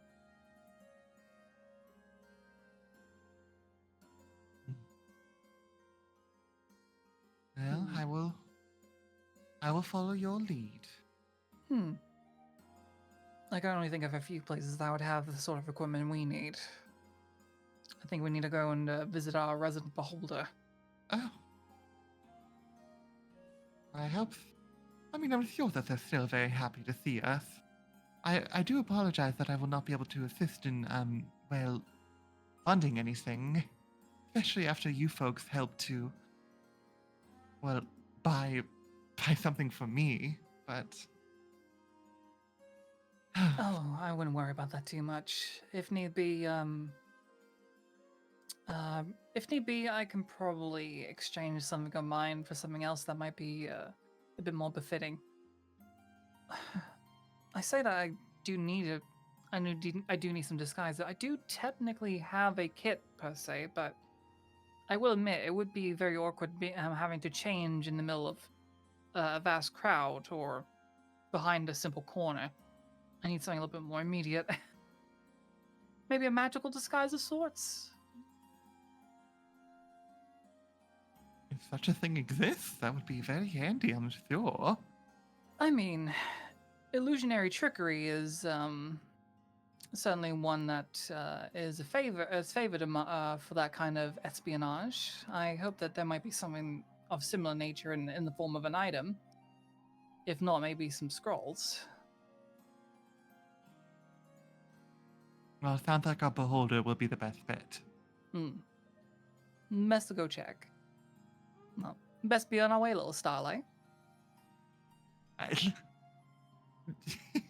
She just stammers a little bit, just follows. Two of you begin to make your way towards a district you haven't been in quite some time to go encounter Iris the Beholder.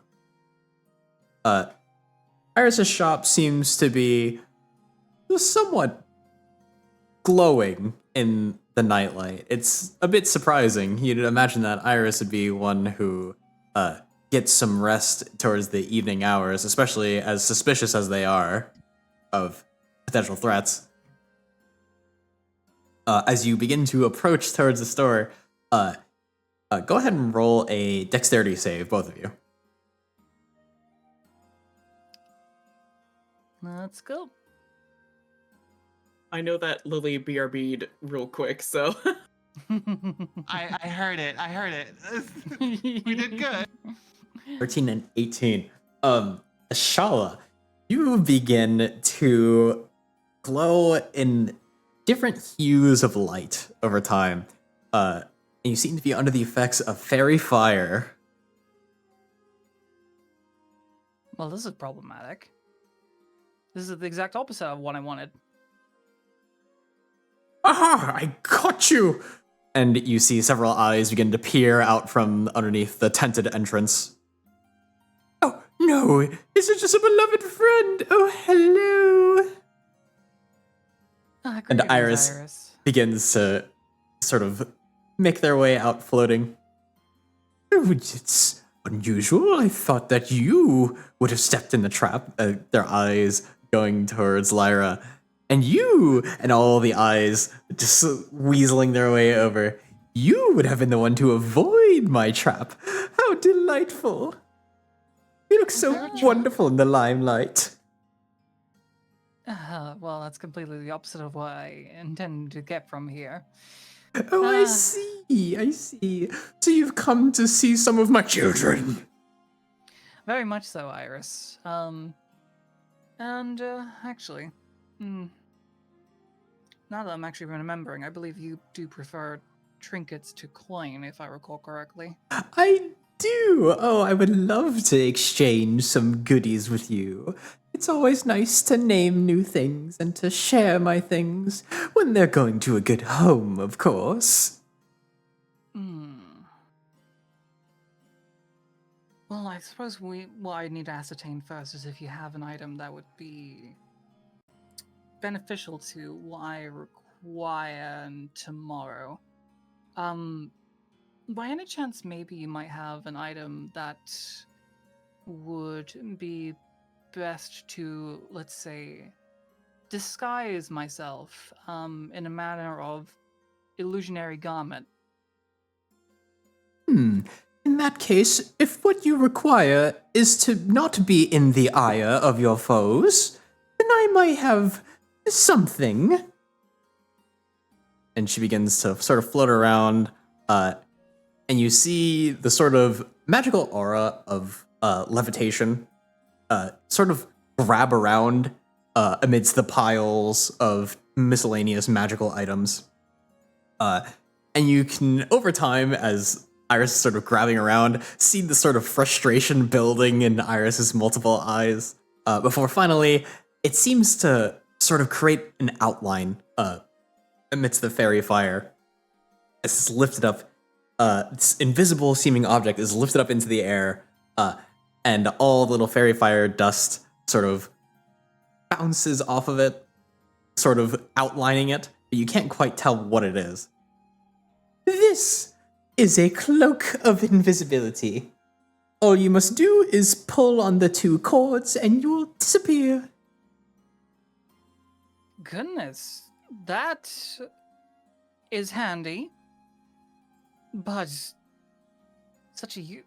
I would imagine such a useful trinket that would be definitely worth a lot of value, especially to someone much like myself. Oh, indeed. Something of a very rare item, given its multiple uses. Hmm. It is so hard to find when you need it, and I've forgotten it a few times. Definitely one I don't think we would have an item of equivalent exchange, I'm afraid. I see. Perhaps not a scroll. You want something more of interesting. What do you have to trade? Perhaps that may assist me in locating one of my delightful little children. That is a good question. Admittingly,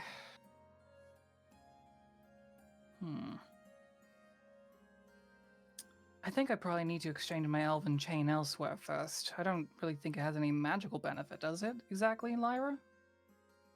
Elven chain? Elven chain, yeah. I think it's like slightly magical, but overall it's just nice and armored. Nice armor. It's magically attuned. It's a set of links that allows you to wear it despite your inability to wear such armors. If you're looking for an armor, perhaps. Well, it wouldn't do to have you looking without armor. Perhaps something that generates an outfit for you. Come with me. I have something sitting in the back. Okay. As you follow Iris into the back, you see a set of glamored studded leather. On its base appearance, it seems to be your ordinary set of leather armor, with a fairly flamboyantly colored cape. Iris picks it up, and all of the feathers on it seem to change the exact same color as Iris, a dark bluish of sorts. With this item, you attune to it, and you can have it transform into whatever you like. A beautiful dress, a set of righteous paladin armor, a dark and brooding cloak, whatever you need it to be, it will be that for you. And Iris demonstrates by sort of hovering it over towards Lyra, and sort of transforming it into a very, very, very long sweater that goes along the entire length of Lyra. You know, that actually might do the trick, actually. And in fact, not only could I get rid of my elven chain, I can actually get rid of my old studded leather. And the disguise kit I have, I can use for other people. This works out too good, actually. I would also like to add, since I don't believe we've been on an operation where this has been relevant, but I do have ways to make you a little bit more stealthy in the moment, lasting for a whole hour. So I believe that would be enough to get through whatever operation we find ourselves in. True. But considering the nature of tomorrow, who knows if I'll ever stay in such proximity. I suppose. I would think that we could, whenever you were going to slip away, I could just activate it on you, but maybe it's a bit more complicated than that. I just wanted to offer. Oh, and I appreciate that, sweetie. But then it also does depend on the question. Of what variety would this studded leather be? Well, I was in consideration of your wonderful elven chain. Oh, I could think of naming every single individual link of your elven chain. Oh, but that would take so much time. I wouldn't be able to work on anything else. Oh, but so many opportunities. And perhaps I could even learn a bit of its magic for myself and try and make more items of a similar nature. I mean, I would you believe- be able to take it in exchange for it? Or I am always hesitant to say goodbye to a delightful magical item, but in your case, knowing that you are a wonderful return customer and you've even came in and offered me something in exchange, how could I pass that up? well, In then it this sounds case- like we have a deal. I accept. And she closes two of her little eye stalks and like grabs her, like puts them in your hands and like shakes your hands. She'll offer her hand, like she's not gonna try to be like shy about it. And the set of armor sort of changes form back to its standard sort of flamboyant colors of red, blue, and green feathers, almost like a parrot with a cloak, and floats in your general direction and is just sort of there once you're ready to swap off your elven chain, of Yeah. course, towards the Yeah. changing room. Yeah, I will. I'll quickly undress, and then she'll like motion her way over to the dressing room to swap out of her elven chain, and switch into the studded leather. As you go to put it on, ordinarily you would need to attune to it, but in this case, it happens to have sort of just a bit of residual magical energy. And as soon as you put it on, it immediately changes the feathers into a dark black cloak, something that you would feel very comfortable in, just being able to slink away into the dark. Yeah, this would definitely do. I could think of so many uses with this. In that case, thank you, Iris. I think I'll find a lot of use with this item. You are so very welcome. I hope to have patronage with you all again. Safe travels. Thank you. Until we meet again. Goodbye. And each one of the eye stalks does a little wave on its own. I'll wait back with my actual hand and my mage hand. I would like do a very like courteous bow, knowing that she did not spend any money or exchange anything, feeling like that's kind of rude, and then just going out behind Ashala. Valentine, are you going to just be relaxing with Zuza this evening? Yeah. I do have a question though. From where we're currently put up, are we close to? I think it was the Black Meteor Guild, who's got like all of like essentially like that library of like knowledge and information. Based on where you currently are in the world, let's go ahead and swap over.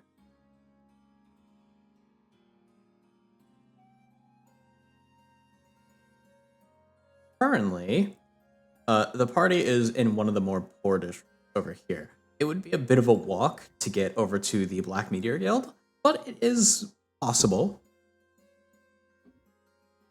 I think she might do that. And on the way out, informing Amber that she's leaving for a short while, but Zeus is still asleep upstairs.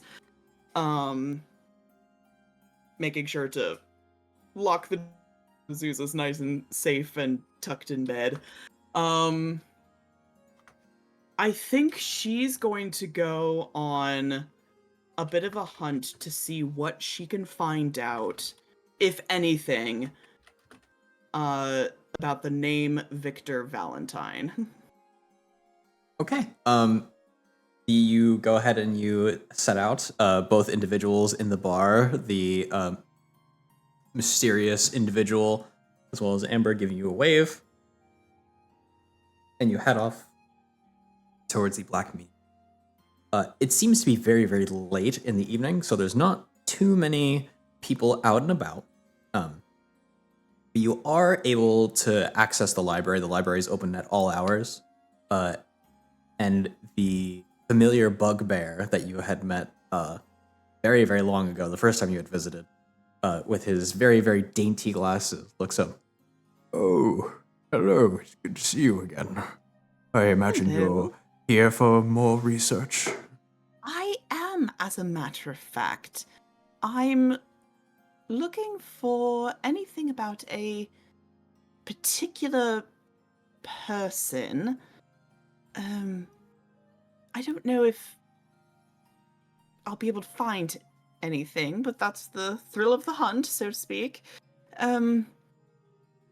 What era would you say this would be from? Older era?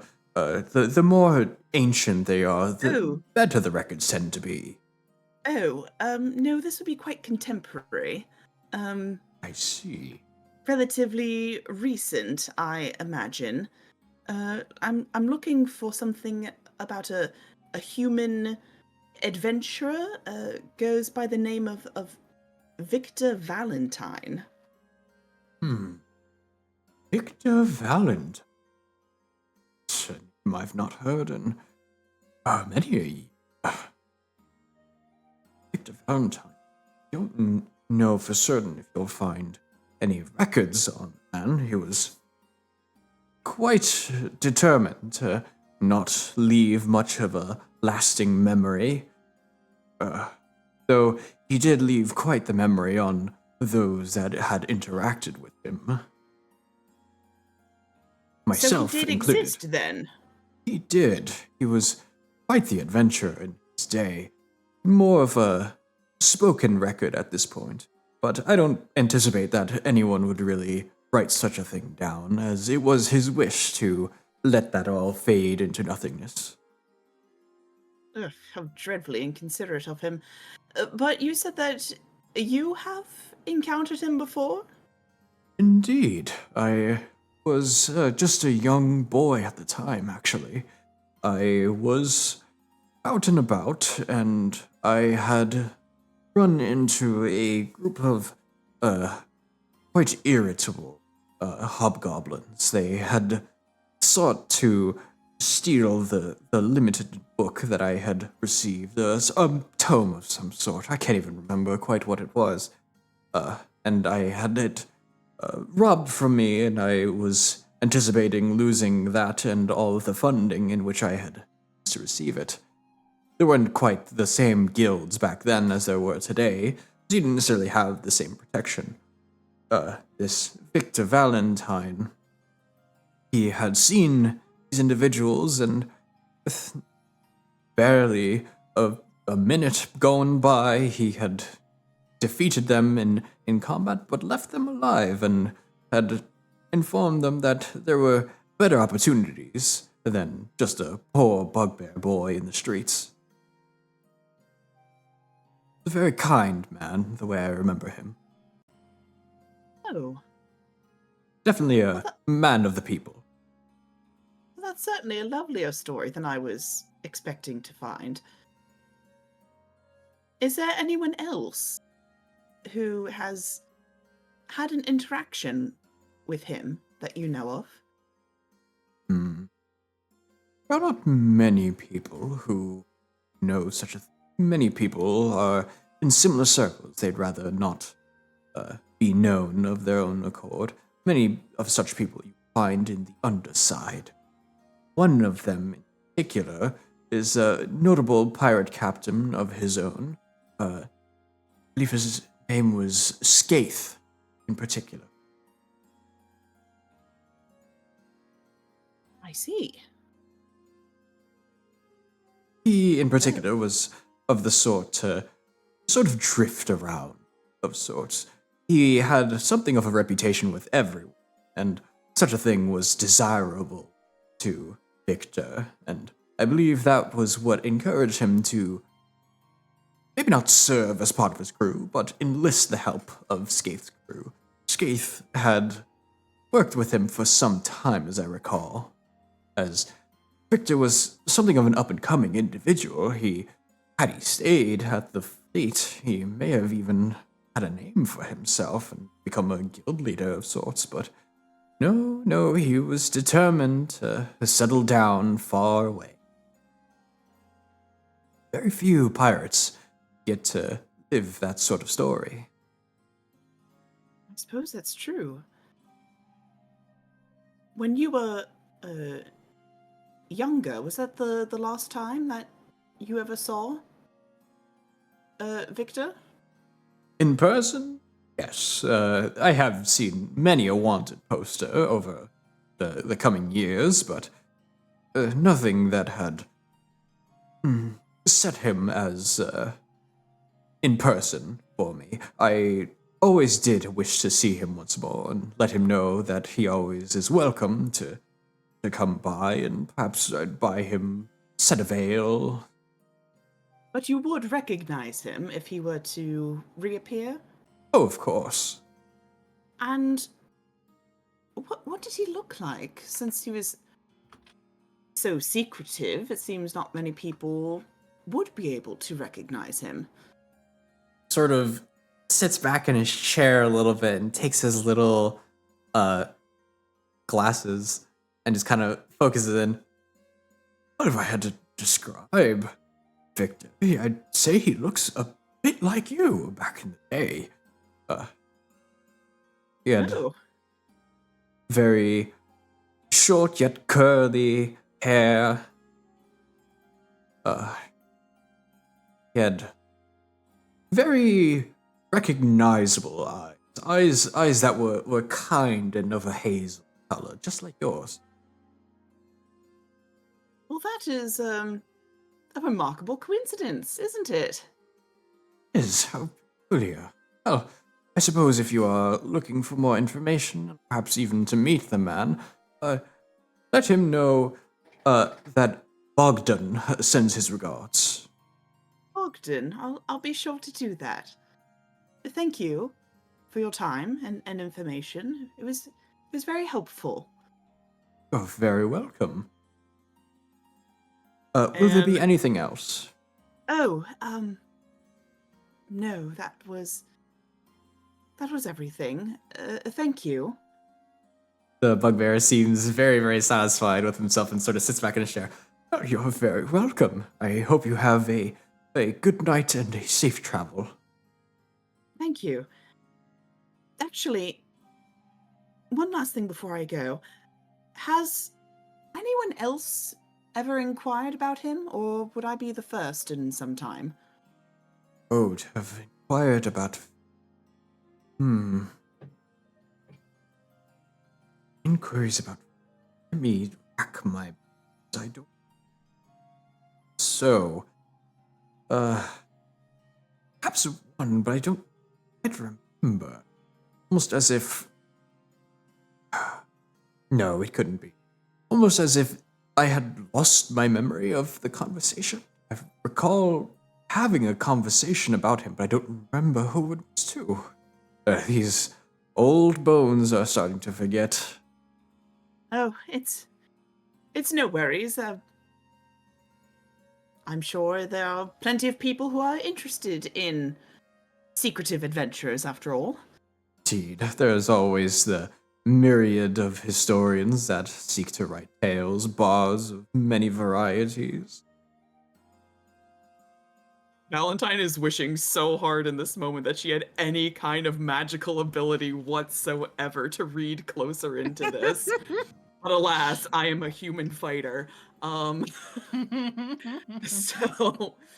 I think with that bit of information, she will thank him again for his time and head back to the inn and check up on Zuza.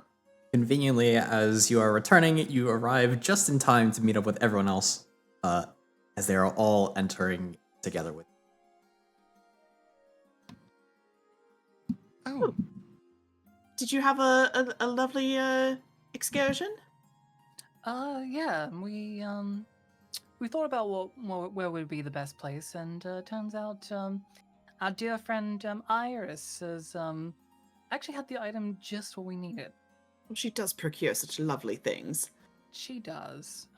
She was very interested in my chainmail, so we thankfully had something of value to swap for her. it is nice to not just give her gold for once. Yeah, Given- I think she'd get just a little bit tad tired of it after a while. But, where did you find yourself off to? Oh, I thought I would take a stroll and. Well, I was just cooped up with my thoughts and. I wanted to get some more information about Papa and actually come inside because I have some interesting tidbits to share. Of course, I would be happy to hear. As we Uh, go inside, what's the other guy? Is he still Michael. there? Yes, Michael. he's still sitting there in front of Amber, and he seemingly has drawn a deck of cards and seems to be performing some type of divination reading on Amber's behalf. How long has it been since we first heard him arrive? Maybe about an hour or 2 hours. Okay. Maybe so he's been- 3 at the very most. so he's been lingering at this bar for a little while. He seems to be familiar with Amber, and Amber is not one that is quick to make friends, from your memory. So he's not loitering. Not quite. Not quite. Valentine will sort of usher everyone up into their room. And first gotta do my due diligence, wellness check on Zuza. I'll wait for Lyra to go up the stairs. Just giving her the you first, Star Trail. What are all these names? Oh, Get a come girl now. flustered. Well, I mean, considering that our outing was meant to be, it's nothing. Don't you worry. Well, it does take me a bit of time to get upstairs, but I suppose if you insist. If only I had the strength, maybe I could princess carry you up there. Oh goodness, that would take a lot. It would You only can make ca- things easier, wouldn't it? Well, yes, but I don't know if any of us could carry 500 pounds.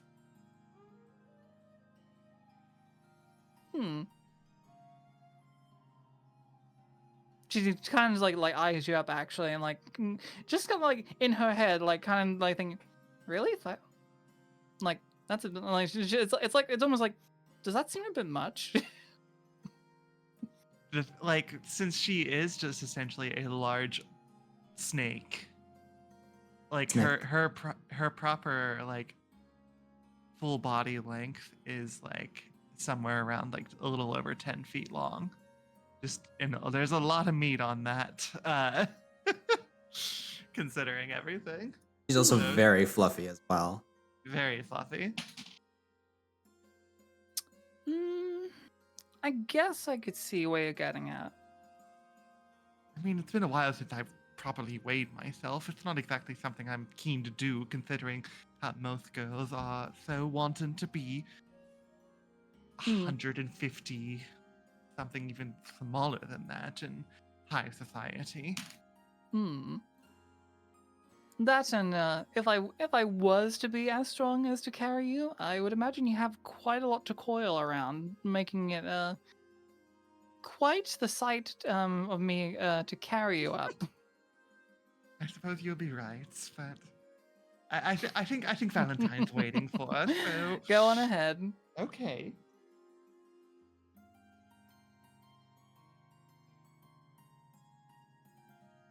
Hey, as Oh, you so- all head on upstairs, you get to go and check in on Zuza. Despite not being someone who breathes, it seems to be almost like a sort of calming thing at this point, as Zuza sleeps. Seemingly not a very comforting sleep, very fraught with nightmare. And a bit of shivering. But overall, they are unharmed. I know I was joking before, but perhaps we should get the doctor. It might be best just to be on the safe side. I would be remiss to say that if we don't at least get it advised by a doctor, she might not be ready for tomorrow. Yes, let's. My news can certainly wait. It's not time sensitive, so let's get her back to the ship. As you all begin to take Zuza out, Ember goes, "Oh, not planning on staying the night? All right. Well, Oh no, unfortunately, our friend is not feeling very well. We're gonna have our ship's doctor have a look at her. But please, take this for your time, and she'll hand her a few gold coins. oh, you're incredibly kind. In that case," and she turns towards the young man sitting at the bar. Turns out that there is, in fact, a room for you this evening. At least one that's remotely clean. Ah, very good then. Perhaps it would be nice to settle in. Got something of a busy day tomorrow. I see. Well, I'll leave you to it. Sorry to intrude on you and make you do one of your readings. Not a problem. I always enjoy getting to see what fortune and fates await those nearby. Especially that of a friend. Amber blushes a bit. She seems to be a bit sweet on him. And sort of just shoos him away. Oh, go on, you so and so. And Can I he seems to insight pack up. check this man. Go ahead and inside him check him. I feel like, considering I was pretty skeptical of him at first as well, I think I'll do the same. Sure, you can both roll. Okay, sounds good. 25. 25. I'll Give also- him, give us his backstory. Yeah, give us DM, give us his whole backstory. Okay, so it's only like 15. So As you go to sort of investigate this person, both of you are able to determine that it's incredibly unusual that an individual with such lavish of an outfit would be in the poorest district of them all, among the fleet. And it's just unusual that he would happen to be. And the timing is, for you, Ashala, extremely convenient. There's been a lot of convenience occurring in the last couple of days, but this one is the one that makes you extraordinarily suspicious of the situation. Lyra, in your particular case, um, get the feeling that he wasn't there to visit an old friend, just based off of uh, the way that as soon as you start to leave, he seems to also be settling in what he was doing. You're not super familiar with his divination style as well, but given your recent studies of stars and whatnot, um, you notice that his reading was not entirely complete that he was doing for Amber. Uh, and you begin to wonder if he was there for a separate reason altogether. I think, given like tarot, I would imagine she at least knows some basic ideas of tarot just because of, divination stuff. Yes. And just to be like, uh, I mean, you should at least finish the reading there, sir. Attempting to like fluster him. He stops on the stairs about halfway up and gives sort of like a half turn back to you and just gives a bit of a warm smile. Well, didn't expect that there would be someone else who is as well versed. I suppose I do have a bit more of a reading to do for young Amber here. And then If you want to just beside the point. he reaches into his deck and pulls out the final card that he was meant to pull and draws the Knight of Cups in particular. This goes very, very interesting considering what you are.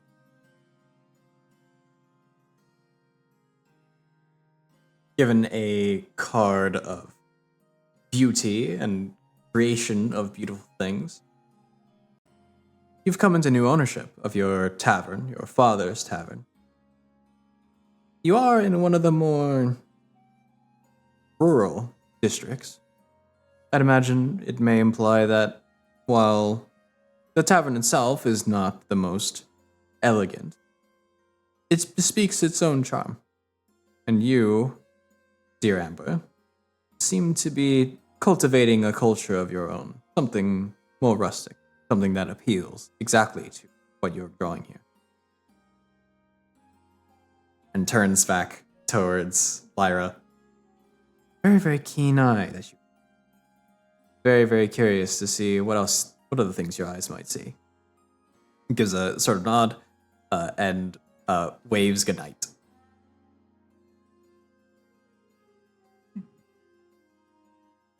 She'll continue to walk out of the tavern before speaking up to the rest of the party, like, damn, I was really hoping he was going to give something away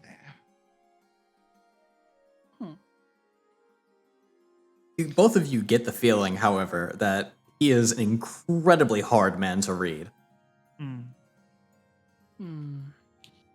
I certainly don't hope to see him at the other end of the poker table.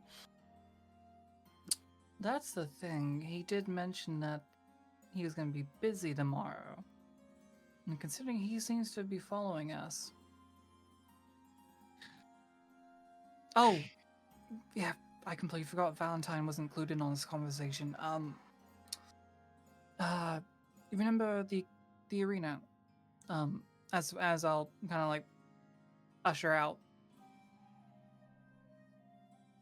If you all begin walking towards the ship, and before long you're able to get back towards the sort of Thrycreen district, one of the other more poor neighborhoods, but it's where many of the ships tend to be stockpiled. You sort of explain along the way that you had in fact encountered Michael previously in the opposite end of the arena, seemed to be using some kind of magic before you were promptly pulled away from the dangerous situation with Solde. I see. Certainly seems the sort of individual we should be keeping a mutual eye on. Quite. I don't know if it's more of a concern or maybe to our benefit, but I just can't I can't get a good read on him. Nor did I really have time to really get to know the guy. If he is at the casino tomorrow, I believe one of us at least should have words. And given that both of you have a knack for doing, well, the activities that will be needed to succeed, I think I should be the one to do it. If the opportunity and whatnot presents itself. If it presents itself, of course. We may just be speculating idly on just mere coincidence, but something makes me think that this is not coincidence. In fact, too convenient. well, yes, but our friend down below said that there was a person that was able to do readings. That is a good point. I wonder if he's judging. And I mean to find out. Either way, let's not delay with Zeus's condition. I think for the time being, her health and well-being is our priority at the moment. Agreed. Getting onto the ship, it seems as though as you're just about to board along the side, along the gangplank, Evan has just successfully brought up the fear from the lower decks and hoists it over the side and drops it. As it drops down, he expected it to drop off and disappear into the void of space, but at last moment recalls the gravity, and as it sort of snakes down into the abyss, floats back up and splats onto the ship, leaving a huge mess that he had just cleaned up. And you see the lights, the already dimmed lights in his damaged eyes, dim just a little bit further. Oh no. I'm dying on the inside. And the outside. Oh. Evan, you took that all up here by yourself? Greetings. I did not anticipate I would see all of you at the end of the day. Yes, I had in fact delivered this on my own. Evan, dear, why don't you take a break for a moment? Recharge your literal and metaphorical batteries. Evan seems to give a sort of nod, and seems to go and kind of settle in to rest for a bit. As soon as seeing Zuza, he immediately begins looking over Zuza, even seemingly preparing something of a healing spell, but it doesn't seem to have any effect, as he's still recalling that his systems are not quite at any functional capacity. No, it's all right, Evan. But would you mind fetching the doctor and sending him to Zeus's quarters? We're going to get her nice and comfortable there. You see a sort of like blinking of his eyes to confirm yes, and he begins to sort of creak his way off the boat and out, so that way he can go and find the good doctor. He's such a good lad, isn't he? Before long, the doctor quickly arrives and sort of saunters his way up and just sort of gives a look around, sees that everyone is up on the deck aside from Zuza. He goes, good evening, everyone, as he communicates telepathically. I noticed that Zuza is absent. Did you need my services? Yes, we had a bit of a strange encounter earlier this morning, and, well, Zuza seems to have been greatly affected by it. She's been in sort of a chilly comatose state ever since. She hasn't woken up yet, and it's just it's a little concerning, Doctor. We'd like to get your assistance on the matter. As you describe Zuza's symptoms, he seems to let out a tiny bit of a cough. And she goes, "I see. That's very unusual. Would you be able to tell me a bit more?" And he starts to kind of make his way down the stairs. Sure, and for the brevity of time, we'll say that the three of us will fill him in on the details of the encounter. So I see. It's individual. Isolde. I had heard a bit about them. You seem to bear some sort of relation. I discussed at some point with through Zuza's origins as the member of the Wolf Wardens. Very unusual bunch, that one. They happen to have some connection with my people. My people come from a place of two scorching suns, and one of the suns had ruined our ancestral homeland, thus leaving us to wander the stars in our spacecraft. Once we were taught of the technology. Of my people, I chose to become a doctor, something that's not considered too popular among my group. But these symptoms, they seem to be imposed as opposed to something self-induced. I'm not certain how much I can do, but from what I can tell, doing very, very rudimentary investigation, she doesn't seem to be harmed in particular, just a bit traumatized, if I had to give a description.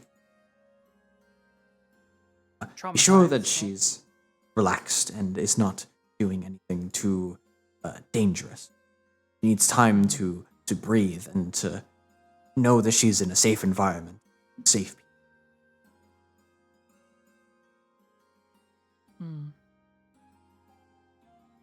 Well, I hope that you think that he could recover from this by tomorrow. Tomorrow would be very, very quick. May not be in very good condition. Would be best for her to rest, but I suppose if it is something where you are all needed, it couldn't hurt, provided that there is not too much going on. Nothing dangerous, no combat. I hope not. Well, good thing the nature of tomorrow's activities does require us to avoid combat at all costs, so... See. Nothing too unsavory, I hope. Oh, no. Oh no, some harmless games, that's all. Of course not.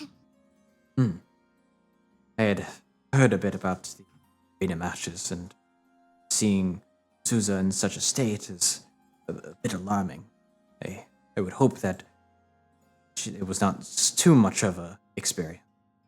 You mentioned that you also had received this condition, do you not?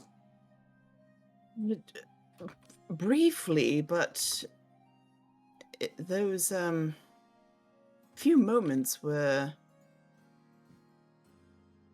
well, frightening to say the least. There's almost like a bit of like silent chittering as he, like with his mandibles, as he sort of like approaches just a bit. If I may have permission to inspect you as well. Of course. He takes a tiny little stone that he has, sort of like cylinder shape, and taps it on the back with a, as it sort of lights up, and he just like looks into your eyes, checks into your ear, looks into your mouth, and takes a little thing and sort of like taps on your head and like is listening in. No interesting symptom, nothing lingering, and you don't feel any particular way about anything? You don't feel disturbed or bothered or cold in any sort of way? Well, I'm certainly bothered by multiple things that have occurred today, but nothing physical, if that's what you mean, Doctor. See. Well, in that case, I suppose we'll just have to wait and see. If at all possible, and this should be fairly obvious to you at this point, I would avoid any and all contact with this Isolde individual. Seems that they're able to draw out the worst of this sun-devouring wolf within Zuza. Could be why they have such an adverse effect, yeah. You don't need to tell us twice. I'd rather not experience that again. Unfortunately, I'm not super familiar with the bloodline lineage, though I suppose I could do some tests if you were willing to give permission on Zeus's behalf.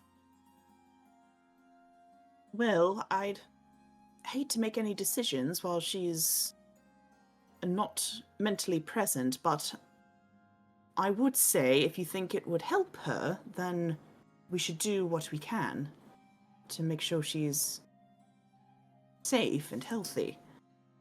In the case that you are, as a consensus, considered her caregiver for the time being, I would like to have a more unanimous vote of confidence. Ashala, what are your thoughts? As well as you, Lyra.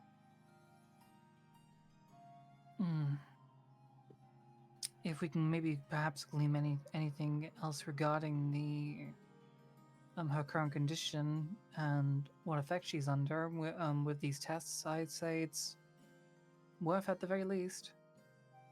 I would agree. I think that even though he cannot give her permission, that well, if there's some way that we can get a better understanding of this, then by all means. In that case, I will be sure to take as much care as possible, and I will remain by Zeus's side until the morning to ensure that things stay proper. If you would, I believe Evan would be able to help me with these tasks and be able to supervise. I had seen about discussing with him about installing some more medicinal protocols on him, so that way, should you not necessarily have my services, but wish to confer upon some of my knowledge, it would be made available to you. We hadn't quite finalized it before he had some unusual thrusting, is the way I would describe it. I'm unfortunately not much of a machinist, though I could perhaps recommend you in the direction of some of my companions, my former companions at the very least. I think that would probably help a lot, considering we did agree to help Eben as soon as pressing matters were attended to. Indeed. In that case, As long as Evan gets the rest that he deserves. indeed. I think it would be best for everyone if we all sought to some rest. Though, for me, I have a bit of work to do. I intend to allow young Zuza to go off gallivanting with you all on another adventure of sorts. It gives a sort of a very, very polite bow as he does, and goes to get Eben to kind of observe. Does anyone happen to stay in the room while he's performing any tests?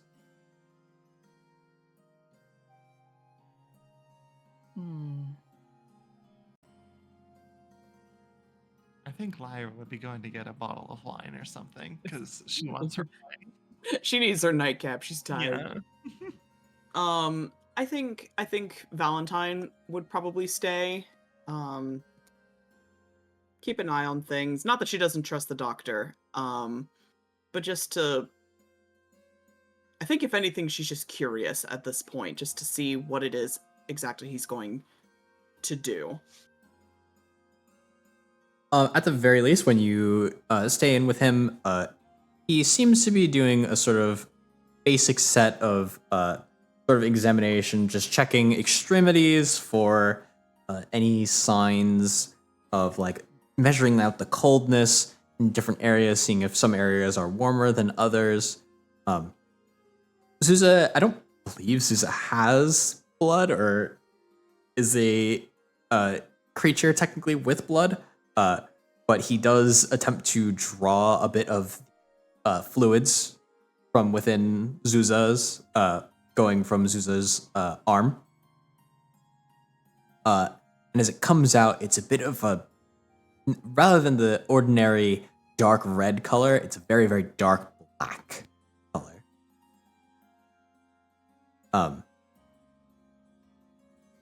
And as he extracts from his syringe to sort of do some more investigations with, a very, very small drop sort of comes from Zuza's arm as he wasn't ready to sort of patch her up with some gauzes. A drop falls onto the floor, and the floor around where it fell froze very, very, very quickly. Ah, he's cold, I see. I shall take great care in handling this, of course. And he sort of sets up a very rudimentary sort of workspace near where Zuza's desk was, where she was working on all sorts of clothing and outfits for everyone. He likely won't have anything until the following morning. Well, try not to stay up all night with us, Doctor. You need your rest as well. Oh, I'm always on call, and I've had many a late night in my earlier days. I think this will be no different, and it will be fun to look into something I've not quite the most familiar with. As you wish. I will, expect a report from you on her condition in the morning, then. Very well. I will do my best to have something ready by then. Thank you, Doctor. And she'll go to regroup with Lyra and Ashala. Well, her very being seems to be ice cold. Doctor will run some tests, I imagine, throughout the night, see what he can find out. But I just hope she wakes up soon. The longer she's under, the more concerned I become. I'm sure that come tomorrow morning, she will be as rested as she can be. Don't exactly know how you recuperate energy as a being that does not sleep, but it certainly can't hurt, right? Eben is seen sort of like waddling in, carrying a big basket of red objects as Zuza drinks color from things. He's hoping that it will help to some degree when she wakes Oh. up. Aww. He's so good.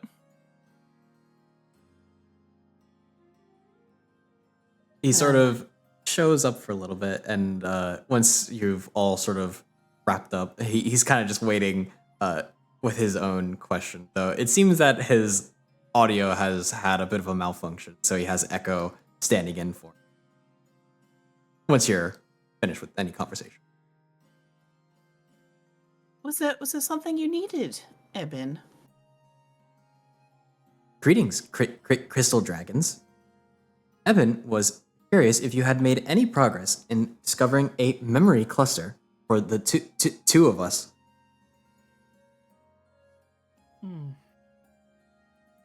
I'm afraid that we have not, but it's been a busy day, but we'll keep our eyes out for one, I promise. That is most appreciated. Thank you. And she gives a bow, and so does Evan as well, but he keeps Echo at level.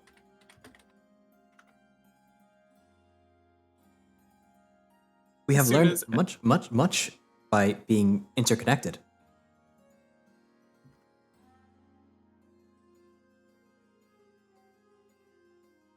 Well, that's good then. And I'm sure you'll learn all the more once we finally have that piece for you. Indeed.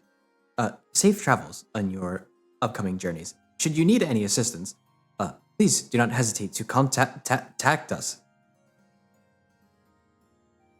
And the two of them Certainly. sort of go back to all their tasks of assisting with Zuza. Valentine, as soon as they leave, Valentine just looks over at them, just like, oh my goodness, of all the things that we've been forgetting on our list, I feel the most wretched about that one. Ugh. We went out. We went out with the assumption that we would have time to look for something like this and ended up finding ourselves in the middle of a political landscape. Ugh. But what sort of captains are we if we can't even take care of our crew? Once this whole business is done with the casino, we can take some time to make sure that we find something like this. Well, once we bankrupt a certain individual tomorrow, certainly we'll have more than enough finances to figure out where to procure a memory crystal.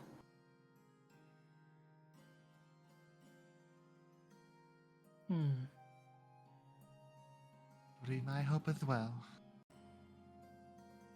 Will you be doing anything else in this evening? Between the three of you. Yes, I think Valentine will take the opportunity to inform the both of them what she learned at the Black Meteor Guild. Just when I was out tonight, I made some inquiries at the Black Meteor Guild, figuring with their wealth of knowledge, they might have some knowledge on, well, if Papa did indeed go under the pseudonym of Victor Valentine, if such a man existed, surely they would be the ones to have some sort of record of him. And I was rather hoping that I'd show up and they'd tell me no such person existed, but, alas, I encountered a very helpful librarian who not just knew of Victor Valentine, but had an encounter with a secretive adventurer named Victor Valentine, who coincidentally looks remarkably like me. So I'm rather forced to admit that it seems like the Weaver was indeed telling the truth about all this.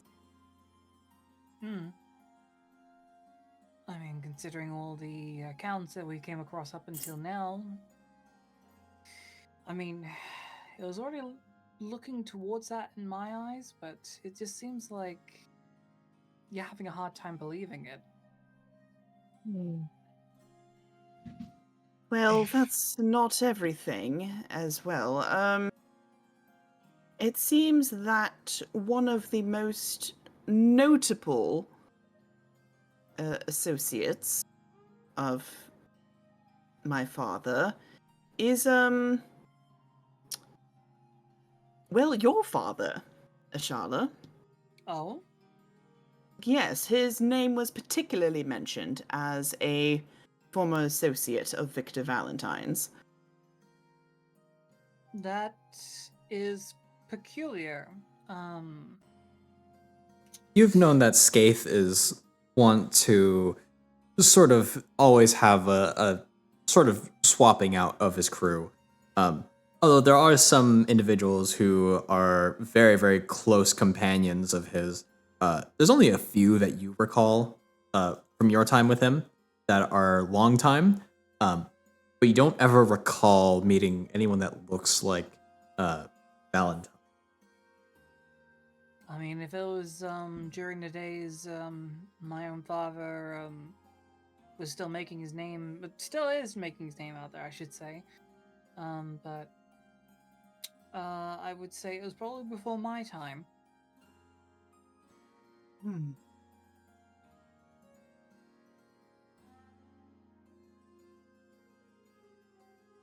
Well, at the very least, if there was any dealings, I was certainly not privy to them.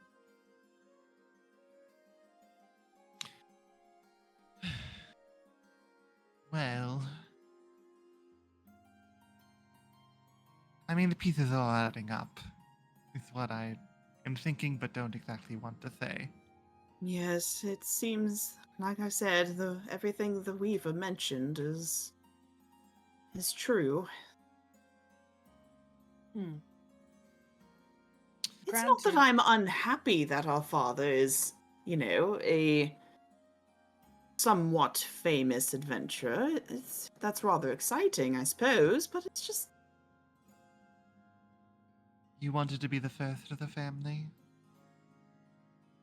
goodness, Lyra. I mean, I know I'm self-absorbed, but that's not the issue here. The issue is he lied to us. You're right. I suppose I was just trying to add a bit of brevity to this.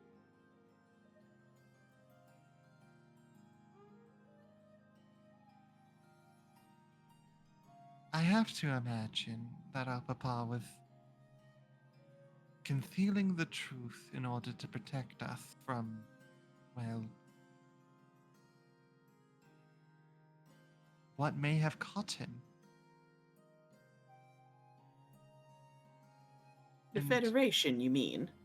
yes, considering that we hosted an event that brought Federation people to our home.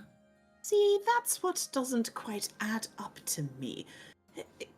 Captain Velvet had mentioned some sort of smuggling ring, which now seems all the more plausible in light of recent discoveries. But we've always had good relations with the Federation. I refuse to believe they can't be bought off over a small bit of indiscretion. So what really happened that made them finally arrest him? And with no investigation, for that matter, it seems personal. Hmm.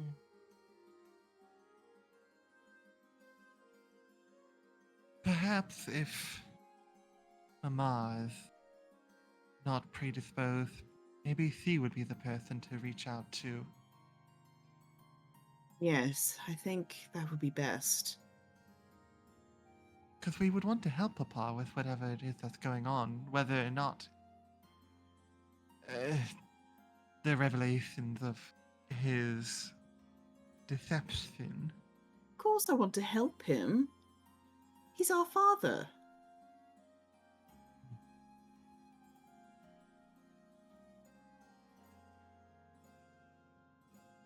As you all are kind of just having a little round table, Eben sort of just like wanders in, and he seems to have a sewing needle and a set of almost like fabric bags of sorts, uh, and sort of just pops in with Echo.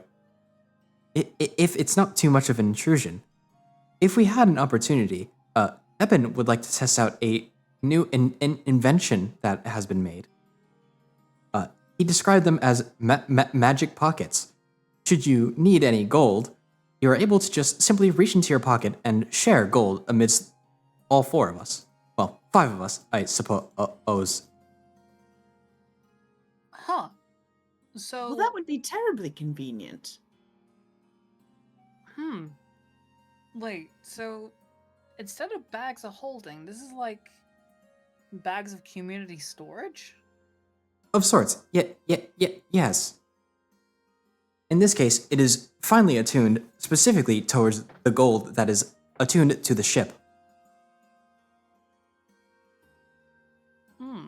Now would make it certainly more convenient. Oh, Christ! I completely forgot that that we forgot to mention to Eben about what's the plan tomorrow regarding the money. In this case, this should be of much use to you. I mean, if that would be okay. Admittingly, one of us would be having to play the part as a participant in a high stakes gamble here. As you explain the intricacies of the gambling tournament, Evan just gives a very affirming nod to the party as a whole. Yes. In fact, that is what the party funds are for. Should you need them for anything in particular, they are yours. They are ours. Together. You're mighty generous, Eben. Thank you. Should we need, I would be able to look into making some additional adjustments in improving the ship. Should you need some form of adjustments, I may be able to come with a list for you in the morning. It could help. Seems like most of our activities are located here on the fleet as of yet, but I'm sure just before long we'll be flying through the stars once more. Indeed.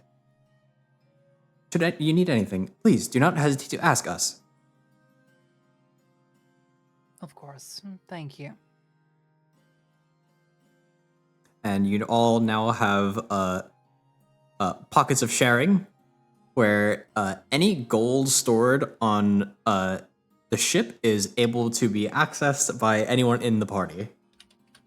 It doesn't disappear. It's not necessarily a infinite pocket that you can just kind of put anything into. It only works for gold and other similar monetary sources. Mm-hmm. Except for Electrum. Electrum just doesn't work. Right, naturally. Because who uses Electrum? There are some planets that use exclusively Electrum-based currencies. Isn't that the currency in Strahd, technically, in Barovia? I am unfamiliar. I feel like Sif said something like that. As if we use money in Right. Strahd. I don't know if Sif was making a meme with that or not. It's because of Electrum.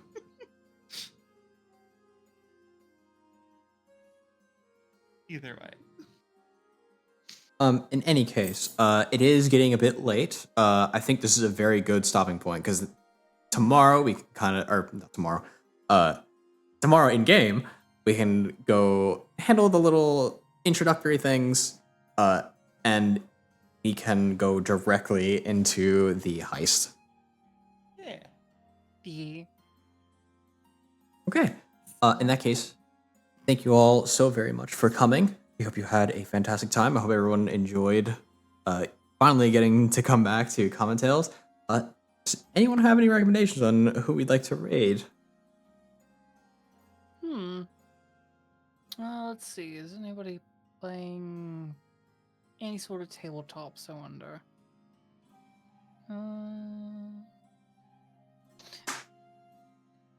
Oh, apparently Phoebe's talking about Dungeons and Dragons. Oh no. Wait. Oh no, it's under the D&D tag, but I think they're talking about Pathfinder. I see. As you do. Yeah, so I guess there is Phoebe. Unless anyone else got any better ideas. Go for it. We support our Pathfinder friends. Could you send me the name? I actually don't have Phoebe.